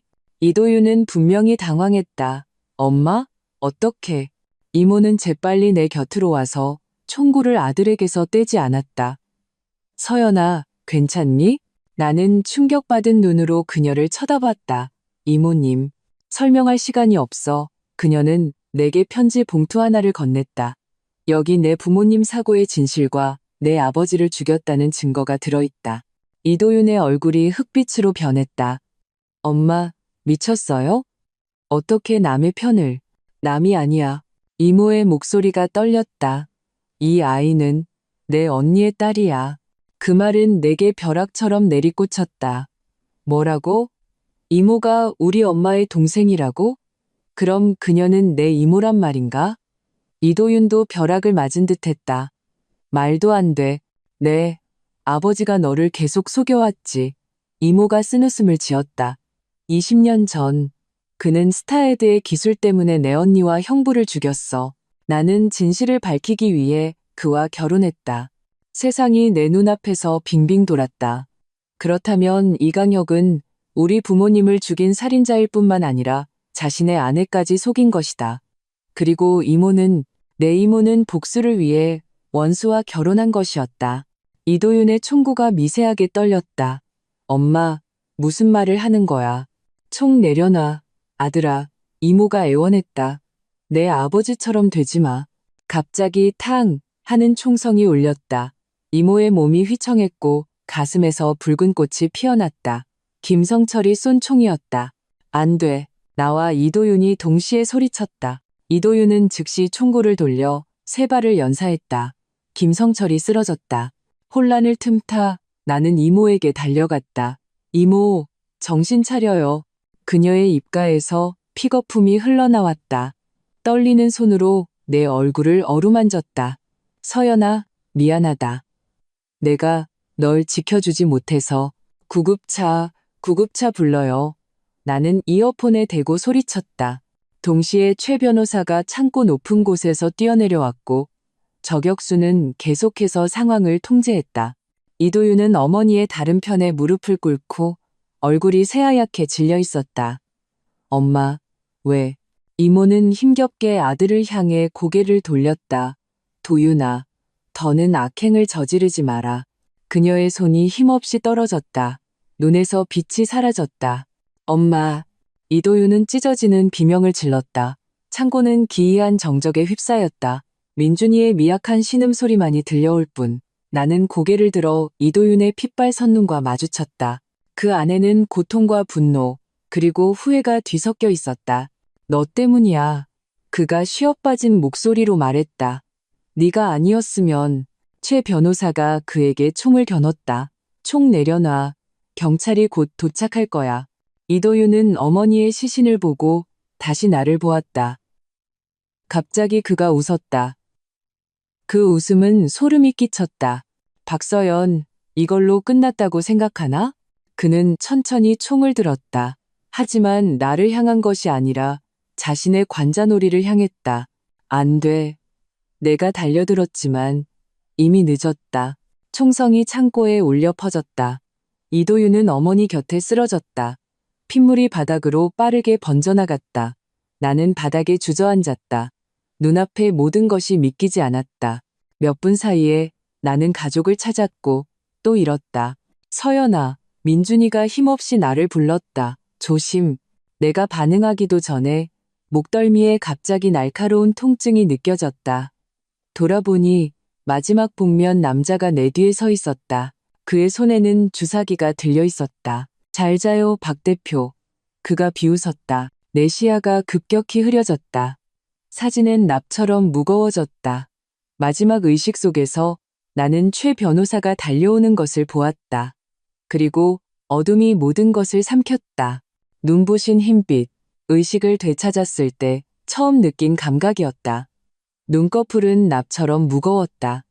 몇 번을 애쓴 끝에야 겨우 눈을 뜰 수 있었다. 천장에 LED 형광등이 눈부신 냉광을 뿜어내 눈앞이 온통 흐릿했다. 여기가 어디지? 빛을 가리기 위해 손을 들려 했지만 오른손 손목이 무언가에 고정되어 있는 것을 발견했다. 고개를 돌려보니 수액관이 내 정맥에 꽂혀 있었고 침대 옆에 걸린 투명한 수액팩과 연결되어 있었다. 왼손은 자유로웠지만 손목에는 옅은 멍자국이 있었다. 묶여 있었던 흔적 같았다.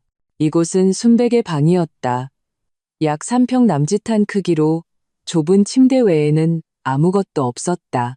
벽은 매끄럽고 이음새가 없었고 유일한 문은 손잡이 없는 금속 재질이었다. 작은 감시창만 있을 뿐 구석에 검은색 카메라가 소리 없이 회전하며 붉은 불빛을 깜빡였다. 기억의 조각들이 서서히 맞춰졌다. 부두 창고, 납치, 총성, 이모, 주사기, 그 복면, 남자가 내게 무엇을 주사한 걸까? 나는 억지로 몸을 일으켰다. 현기증이 덮쳐왔다. 수액거리에 걸린 팩에는 라벨이 없었다. 투명한 약물이 한 방울 한 방울 떨어지고 있었다. 누가 내게 수액을 놓고 있는 거지? 왜 나를 가둔 거지? 누구 없어요? 내 목소리는 내 것이 아닌 것처럼 갈라졌다. 대답은 없었다. 에어컨 돌아가는 윙윙 소리뿐. 나는 몸을 확인했다. 옷은 흰색면 환자복으로 갈아입혀져 있었고 눈에 띄는 상처는 없었다. 하지만 근육은 쑤셨고 특히 주사를 맞은 목덜미가 은근히 아팠다. 나는 수액 바늘을 뽑아버렸다. 바늘 구멍에서 즉시 피가 배어나왔다. 닦을 겨를도 없이 침대에서 내려와 문으로 향했지만 다리가 국수처럼 풀려 하마터면 주저앉을 뻔했다. 약효가 아직 완전히 가시지 않은 모양이었다. 문은 잠겨 있었고 감시창은 강화 유리였다. 밖은 또 다른 흰색 복도였고 아무도 없었다. 나는 문을 두드렸다. 문 열어요. 여전히 대답이 없었다. 나는 카메라를 향해 가운데 손가락을 들어 올렸다. 보고 있는 거 알아? 비겁하게 숨어있지 말고 나와. 몇 초 후 방이 갑자기 어두워졌다. 침대 맞은편 벽이 밝아지며 거대한 스크린으로 변했다. 화면에는 우리 부모님의 교통사고 현장 CCTV 영상이 나타났다. 이모가 준 USB에서 본 것과 같았다. 그 검은색 세단, 차에서 내려 부모님을 확인하던 그 키 큰 그림자. 하지만 이번에는 화면이 훨씬 선명했다. 그 의문의 남자가 허리를 숙여 부모님을 확인할 때 그의 소매가 흘러내리며 손목에 시계가 드러났다. 카메라가 시계를 클로즈업했다. 은색 줄, 검은색 문자판, 3시 방향의 작은 붉은색 표시. 내 피가 순식간에 얼어붙었다. 저 시계, 본 적이 있다. 최진우 변호사가 매일 차고 다니던 시계였다. 아버님의 유품이라고 했었다. 아니야, 불가능해. 우연일 거야. 최 변호사가 어떻게. 그때 그는 겨우 몇 살이었는데. 화면이 갑자기 바뀌었다. 컴퓨터 한 대가 나타났다. 화면에는 AI 무기화라는 라벨이 붙은 폴더가 있었고 안에는 우리 회사 핵심 알고리즘의 코드 파일이 들어있었다. 마우스를 조작하는 손에도 똑같은 시계가 채워져 있었다. 이게 무슨 장난이야. 나는 카메라를 향해 소리쳤다. 우리 사이를 이간질하려는 거지? 방 안의 스피커에서 갑자기 전자음으로 변조된 목소리가 울려 퍼졌다. 박 대표, 현실 세계로 돌아온 것을 환영합니다. 누구야? 나는 목소리의 근원지를 찾아 주위를 둘러보았다. 왜 나를 가둔 거야? 감금이라니요. 전자음이 가볍게 웃었다. 우리는 당신을 보호하고 있는 겁니다. 부두 총격전 이후 많은 사람들이 당신의 목숨을 노리고 있거든요. 헛소리. 나는 주먹을 쥐었다. 최 변호사님은? 이모는 어떻게 됐어요? 이모님은 부상이 심해 돌아가셨습니다. 목소리는 평온하게 선언했다. 최 변호사에 대해서는 당신은 그를 정말로 잘 알고 있다고 생각하십니까? 화면이 다시 바뀌었다. 누렇게 변색된 낡은 사진 한 장이 나타났다. 한 젊은 남자가 스타에드 회사 로고 앞에 서서 어린 남자아이를 안고 있었다. 화질은 좋지 않았지만 나는 한눈에 젊은 시절의 아버지를 알아보았다. 그리고 아버지 품에 안긴 아이. 그 눈, 그 고집스러운 표정. 최진우, 내 목소리가 떨렸다. 그가 우리 아버지를 알았다고? 아는 정도가 아니죠. 전자음이 말했다. 당신 아버지는 그의 법대 학비를 지원했습니다. 그리고 그는 당신을 감시하는 것으로 보답했죠. 위가 경련을 일으켰다. 나는 벽을 짚고서야 겨우 서 있을 수 있었다. 최 변호사는 이 관계에 대해 한 번도 언급한 적이 없다. 그는 늘 나의 법률 고문이자 믿을 수 있는 친구인 척했다. 안 믿어. 나는 이를 악물었다. 전부 조작된 거야. 그럼 이것도 보시죠. 새로운 화면은 3개월 전에 CCTV 영상이었다. 최 변호사가 심야에 혼자 내 사무실에 들어와 USB로 컴퓨터 안의 파일들을 복사하고 있었다.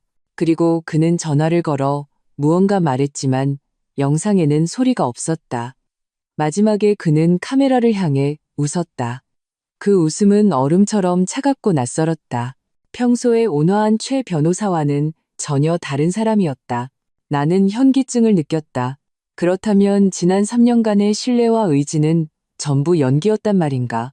최 변호사가 내게 접근한 것도 계획의 일부였나? 왜 이걸 나한테 보여주는 거지? 나는 억지로 냉정을 되찾았다. 원하는 게 뭐야? 협력.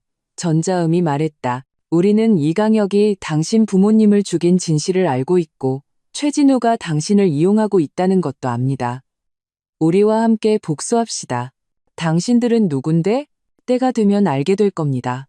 화면이 꺼지고 방이 다시 밝아졌다. 문에서 딸깍하는 소리가 나더니 천천히 틈이 벌어졌다. 잘 생각해 보십시오, 박 대표. 전자음이 마지막으로 말했다. 문 밖은 자유이자 위험입니다. 이곳에 남는 것은 감금이자 안전입니다. 선택하십시오. 나는 그 문틈을 쳐다보았다. 심장이 천둥처럼 울렸다. 이것은 명백한 테스트이거나 함정이었다.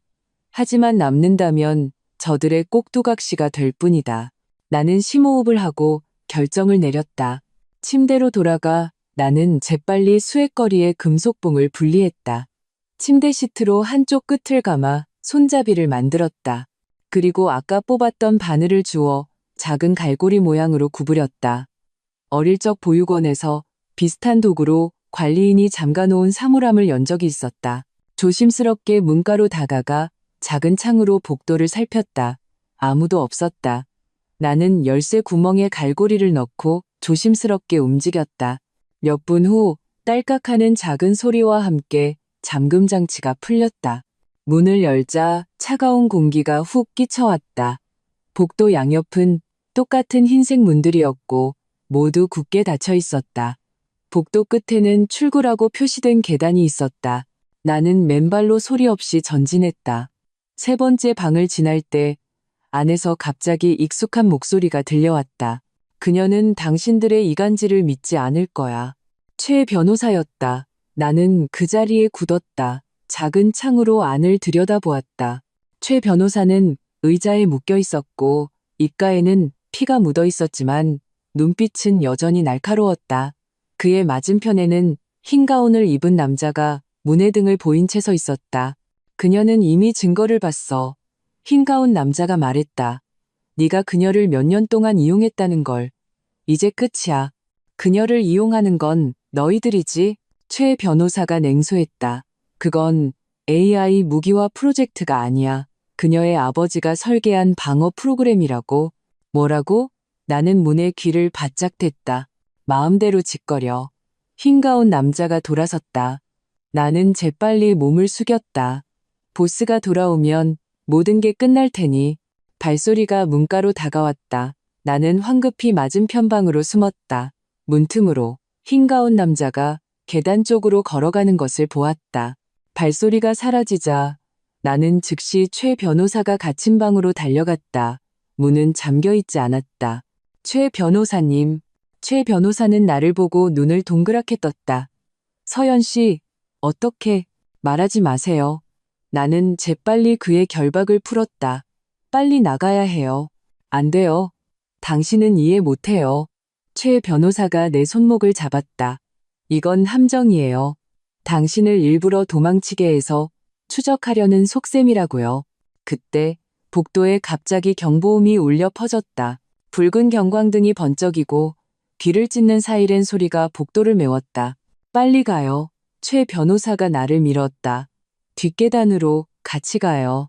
난 다리가 다쳐서 당신을 방해할 뿐이에요. 그가 내 손에 쪽지 하나를 쥐어주었다. 이 주소로 가요. 거기에 당신 아버지가 남긴 물건이 있어요. 빨리. 복도 양끝에서 발소리가 다가왔다. 최 변호사가 나를 문 밖으로 세게 밀쳤다. 기억해요. 아무도 믿지 마요. 나를 포함해서. 나는 마지막으로 그를 한번 쳐다보고 계단을 향해 달려갔다. 등 뒤에서 싸우는 소리와 비명소리가 들렸지만 나는 돌아보지 않았다. 1층으로 내려와 텅 빈 실험실을 가로질러 마침내 밖으로 통하는 비상구를 발견했다. 문을 열자 눈부신 햇살에 눈을 찡그렸다. 나는 낯선 공업단지에 서 있었다. 주위는 온통 회색 공장 건물이었고 멀리 철조망 울타리와 정문이 보였다. 정문에는 경비 초소가 있었다. 나는 화물 상자 더미 뒤에 숨어 최 변호사가 준 쪽지를 펼쳤다. 위에는 주소 하나가 적혀 있었다. 청솔로 17번지, 지하. 비밀번호 91만 315 내 생일이었다. 갑자기 등 뒤에서 누군가 내 입을 막았다. 소리내지 마. 한 여자가 내 귓가에 속삭였다. 살고 싶으면 따라와. 나는 몸부림치며 돌아섰다. 낯선 여자의 얼굴이 보였다. 30대쯤 되어 보였고 짧은 머리에 눈빛이 날카로웠다. 그녀는 검지를 입술에 대고 근처에 주차된 검은색 승합차를 가리켰다. 설명할 시간 없어. 그녀가 목소리를 낮췄다. 네가 도망친 걸 알았어. 단지 전체가 봉쇄되고 있어. 나는 망설였다. 이 여자를 믿어도 될까? 하지만 지금은 다른 선택지가 없어 보였다. 탕! 하는 총성이 울렸다. 여자가 나를 덮치며 쓰러졌다. 총알이 그녀의 어깨를 스쳐 화물 상자에 밝혔다. 뛰어. 그녀가 나를 일으켜 승합차로 달려갔다. 또 몇 발의 총성이 울렸다. 우리는 지그재그로 뛰었고 총알은 발치에서 돌 파편을 튀겼다. 여자가 승합차 문을 열고 거의 나를 던져 넣다시피 했다. 그리고 운전석으로 뛰어올랐다. 엔진이 굉음을 내고 타이어가 비명을 지르며 바닥을 긁었다. 승합차는 급커브를 돌아 단지 정문으로 돌진했다. 경비 초소의 사람이 차단기를 들고 동시에 총을 꺼냈다. 숙여. 여자가 소리쳤다. 나는 좌석 아래로 몸을 웅크렸다. 유리 깨지는 소리와 몇 발의 총성이 들렸다. 승합차는 격렬하게 흔들리더니 갑자기 속도를 높였다. 몇 초 후 여자가 헐떡이며 말했다. 일어나도 돼. 일단은 안전해. 나는 몸을 일으켰다. 뒷창으로 단지 정문이 멀어지는 것이 보였다.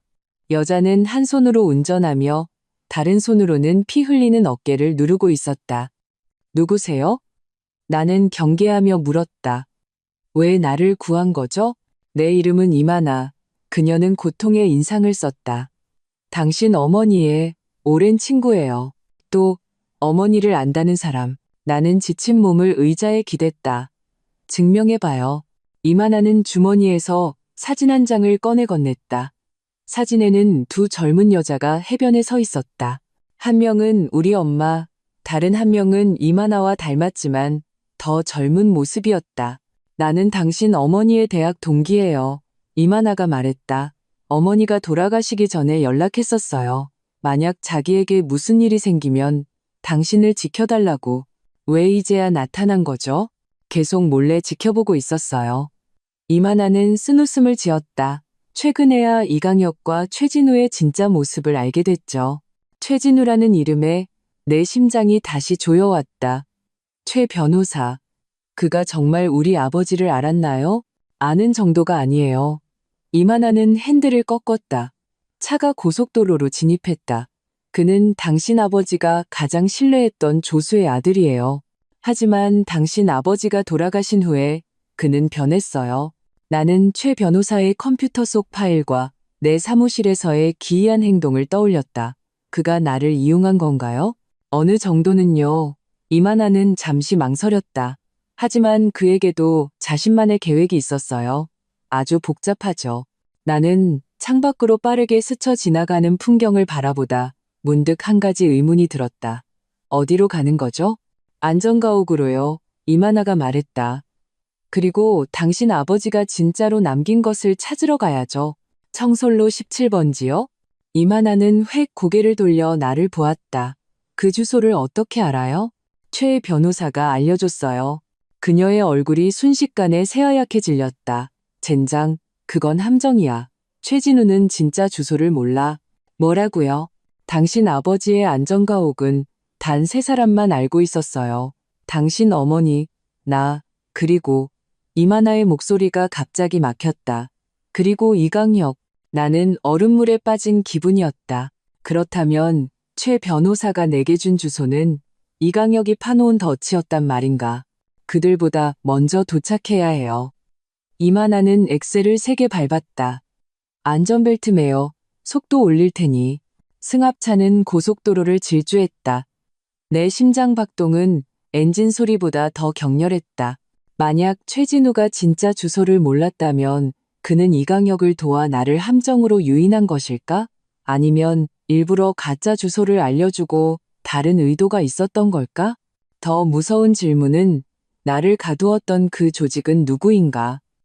그들은 왜 최진우와 우리 아버지의 관계를 그렇게 잘 알고 있었을까? 그리고 그 전자음이 말했던 협력은 또 무엇인가? 이만아의 휴대폰이 갑자기 울렸다. 그녀는 화면을 보더니 얼굴이 더욱 굳어졌다. 안 좋군. 우리를 추적하고 있어. 나는 뒤를 돌아보았다. 검은색 SUV 세대가 뒤에서 맹렬한 속도로 쫓아오고 있었다. 꽉 잡아. 이만아는 핸들을 세게 꺾었다. 승합차가 고속도로 출구로 빠져나갔다. 타이어가 커브길에서 날카로운 마찰음을 냈다. 나는 차문 위쪽의 손잡이를 죽으림을 다해 잡았다. 몸이 원심력의 한쪽으로 쏠렸다. 백미러로 검은색 SUV 세대가 바짝 뒤따라오는 것이 보였다. 거리는 계속해서 좁혀지고 있었다. 저놈들은 누구예요? 내 목소리가 떨렸다. 이강혁의 부하들이야. 더 최악인 건 이만하는 이를 악물었다.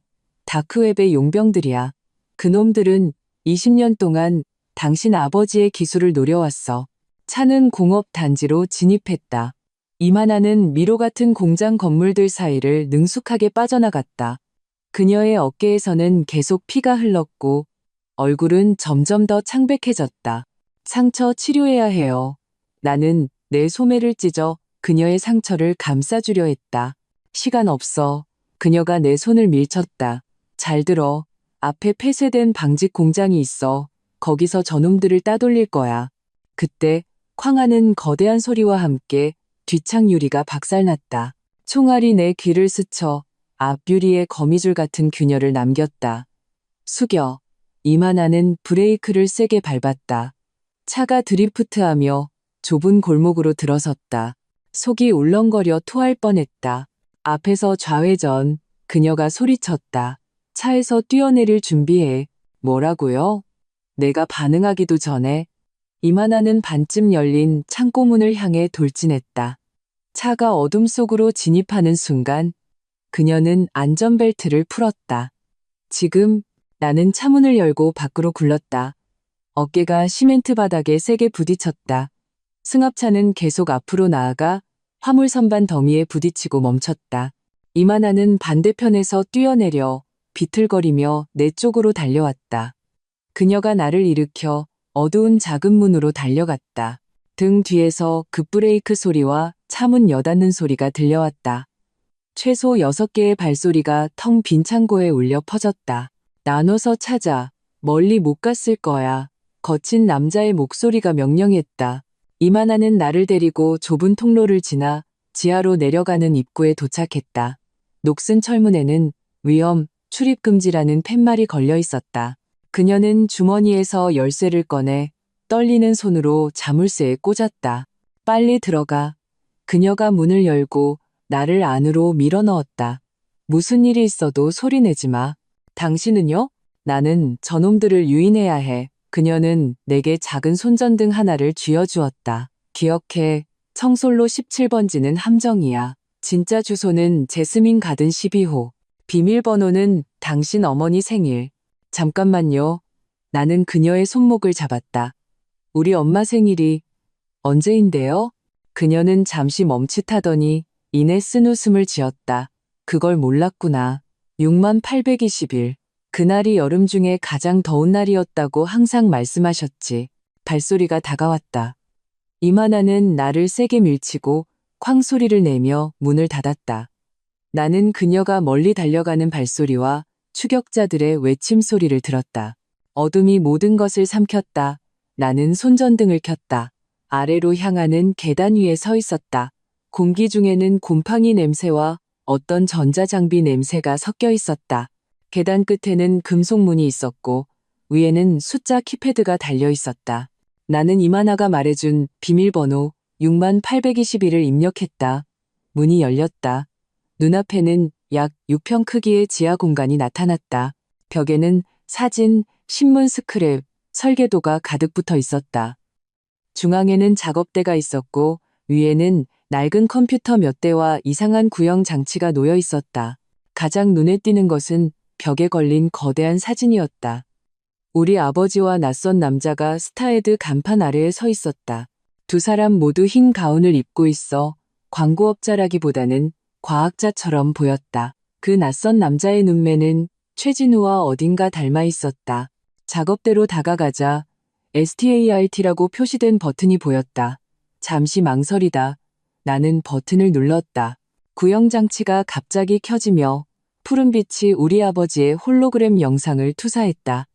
사진보다 나이가 들었지만 나와 똑같은 그 눈은 여전히 알아볼 수 있었다. 만약 네가 이 영상을 보고 있다면 내가 가장 걱정했던 일이 일어난 거겠지. 홀로그램 아버지가 입을 열었다. 목소리에는 잡음이 섞여 있었다.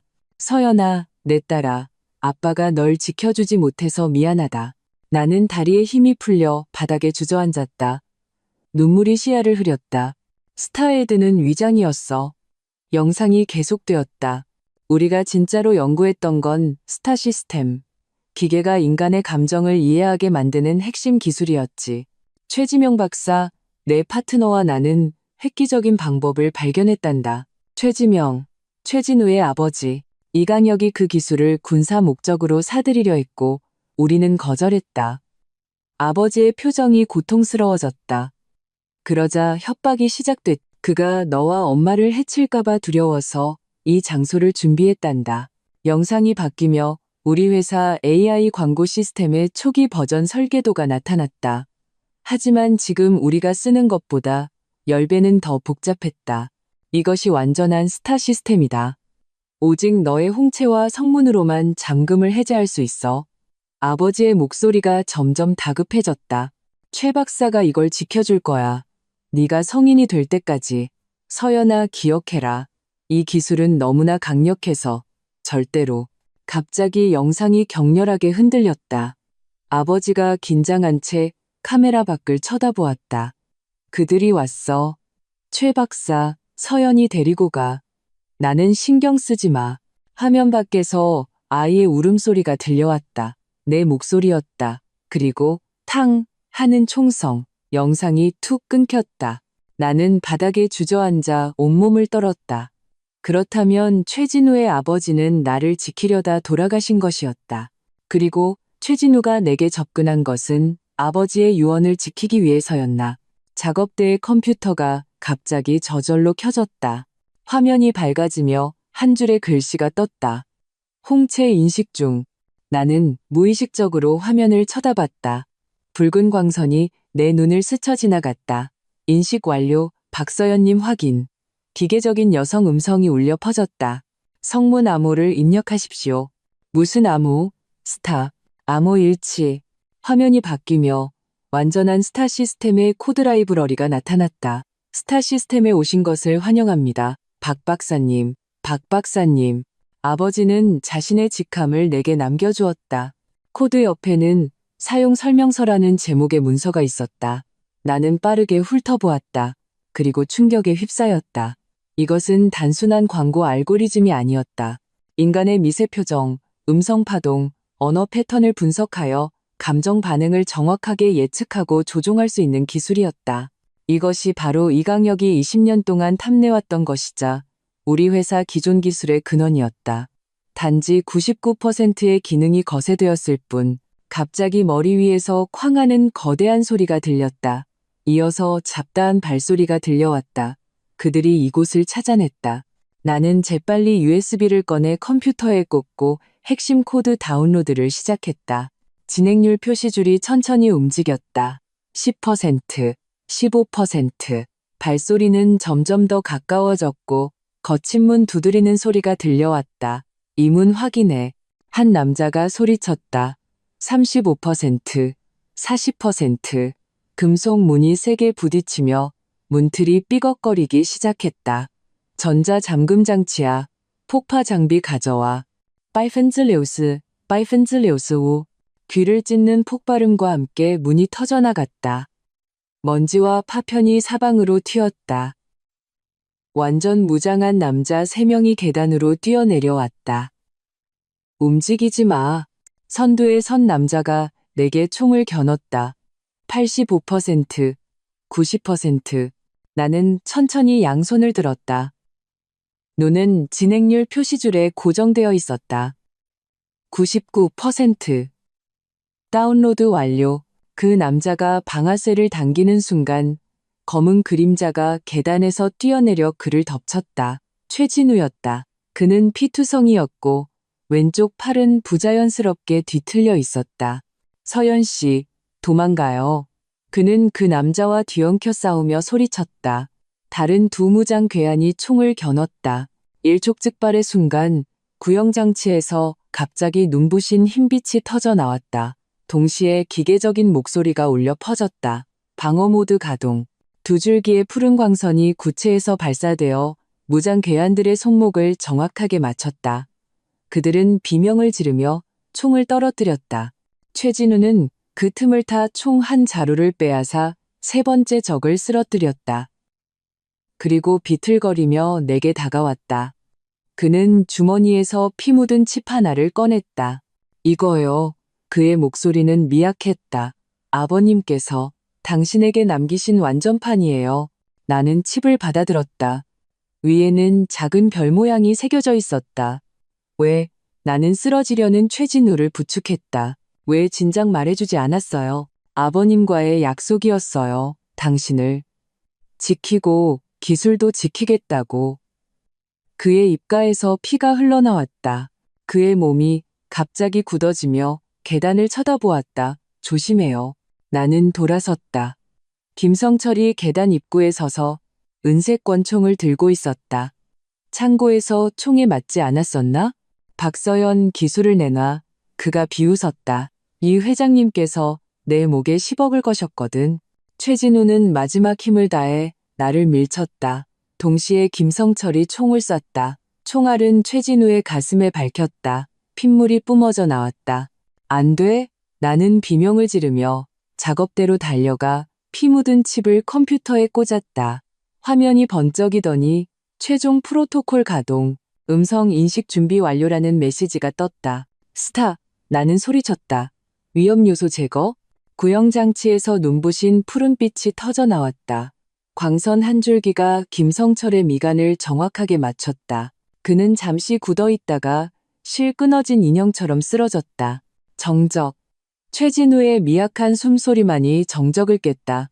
나는 그의 곁에 무릎을 꿇고 부질없이 가슴의 상처를 눌렀다. 정신 차려요. 구급차가. 서연 씨. 그가 내 손을 잡았다. 제스민 가든 12호. 거기에 당신이 원하는 모든 게 있어요. 그걸로 이 모든 걸 끝내요. 그의 손에서 힘이 빠져나갔다. 눈에서 초점이 사라졌다. 안 돼요. 최 변호사님, 일어나요. 나는 그를 흔들었다. 눈물이 그의 창백한 얼굴 위로 떨어졌다. 바로 그때 지하의 모든 조명이 갑자기 켜졌다. 이만하가 경찰 몇 명과 함께 뛰어내려왔다. 서연 씨, 괜찮아요? 그녀가 달려오다 최진우를 보고는 숨을 헐떡였다. 세상에, 최 변호사님, 살려주세요, 제발. 나는 이만하의 팔을 붙잡았다. 그가 죽으면 안 돼요. 경찰 한 명이 최진우의 맥을 짚더니 놀라서 말했다. 살아있습니다. 미약하지만 안정적입니다. 빨리 구급차 불러.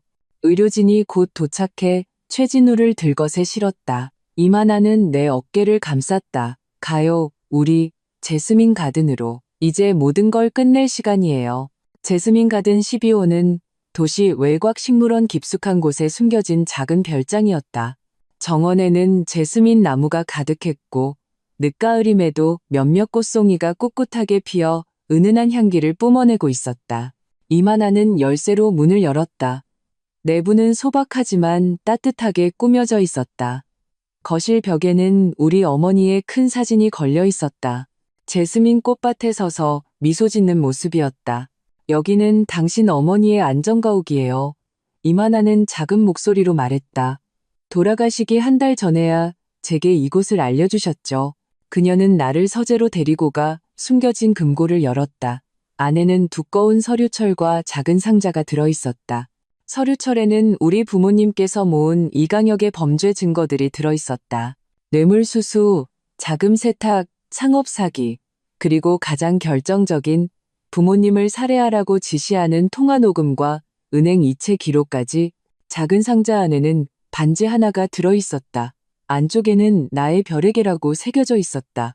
어머니께서 말씀하셨어요. 네가 준비되었을 때 이것들로 모든 것을 끝내라고. 이만하는 내게 휴대폰을 건넸다. 이제 언론에 전화하세요. 사흘 후 대한민국 모든 언론의 일면은 금강그룹 이강혁 회장이 다수의 살인 혐의로 체포되었다는 소식으로 도배되었다.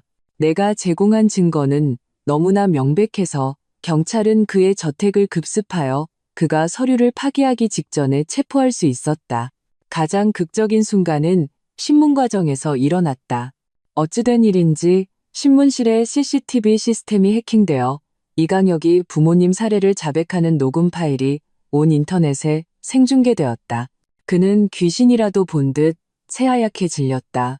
그 녹음 파일은 20년 전 그가 우리 아버지에게 했던 말이었기에 이론상으로는 존재할 수 없는 것이었다. 그것이 스타 시스템의 작품이라는 것은 나만 알고 있었다. 시스템이 수많은 통화 기록에서 이강혁의 성문을 재조합하여 그의 당시 협박을 완벽하게 재현해낸 것이었다. 한 달 후 병원에서 최진우를 문병하다가 민준이를 만났다. 그는 목발을 짚고 있었고 오른쪽 다리에는 아직 깁스를 하고 있었다. 서연아, 그는 병실 문 앞에서 머뭇거렸다. 나, 최 변호사님 뵈러 왔어. 나는 들어오라고 손짓했다. 최진우는 위험한 고비는 넘기고 회복 중이었다. 그는 민준이를 보고 가볍게 고개를 끄덕였다. 창고에서 경고해줘서 고마웠어요. 내가 민준이에게 말했다. 도망칠 수도 있었을 텐데 내가 당신에게 빚진 거죠. 그가 쓴웃음을 지었다. 평생 갚아도 못 갚을 빚. 우리는 잠시 침묵했다. 창밖의 가을 햇살이 병원 잔디밭 위로 부드럽게 쏟아지고 있었다. 나 남쪽으로 내려가려고요. 민준이가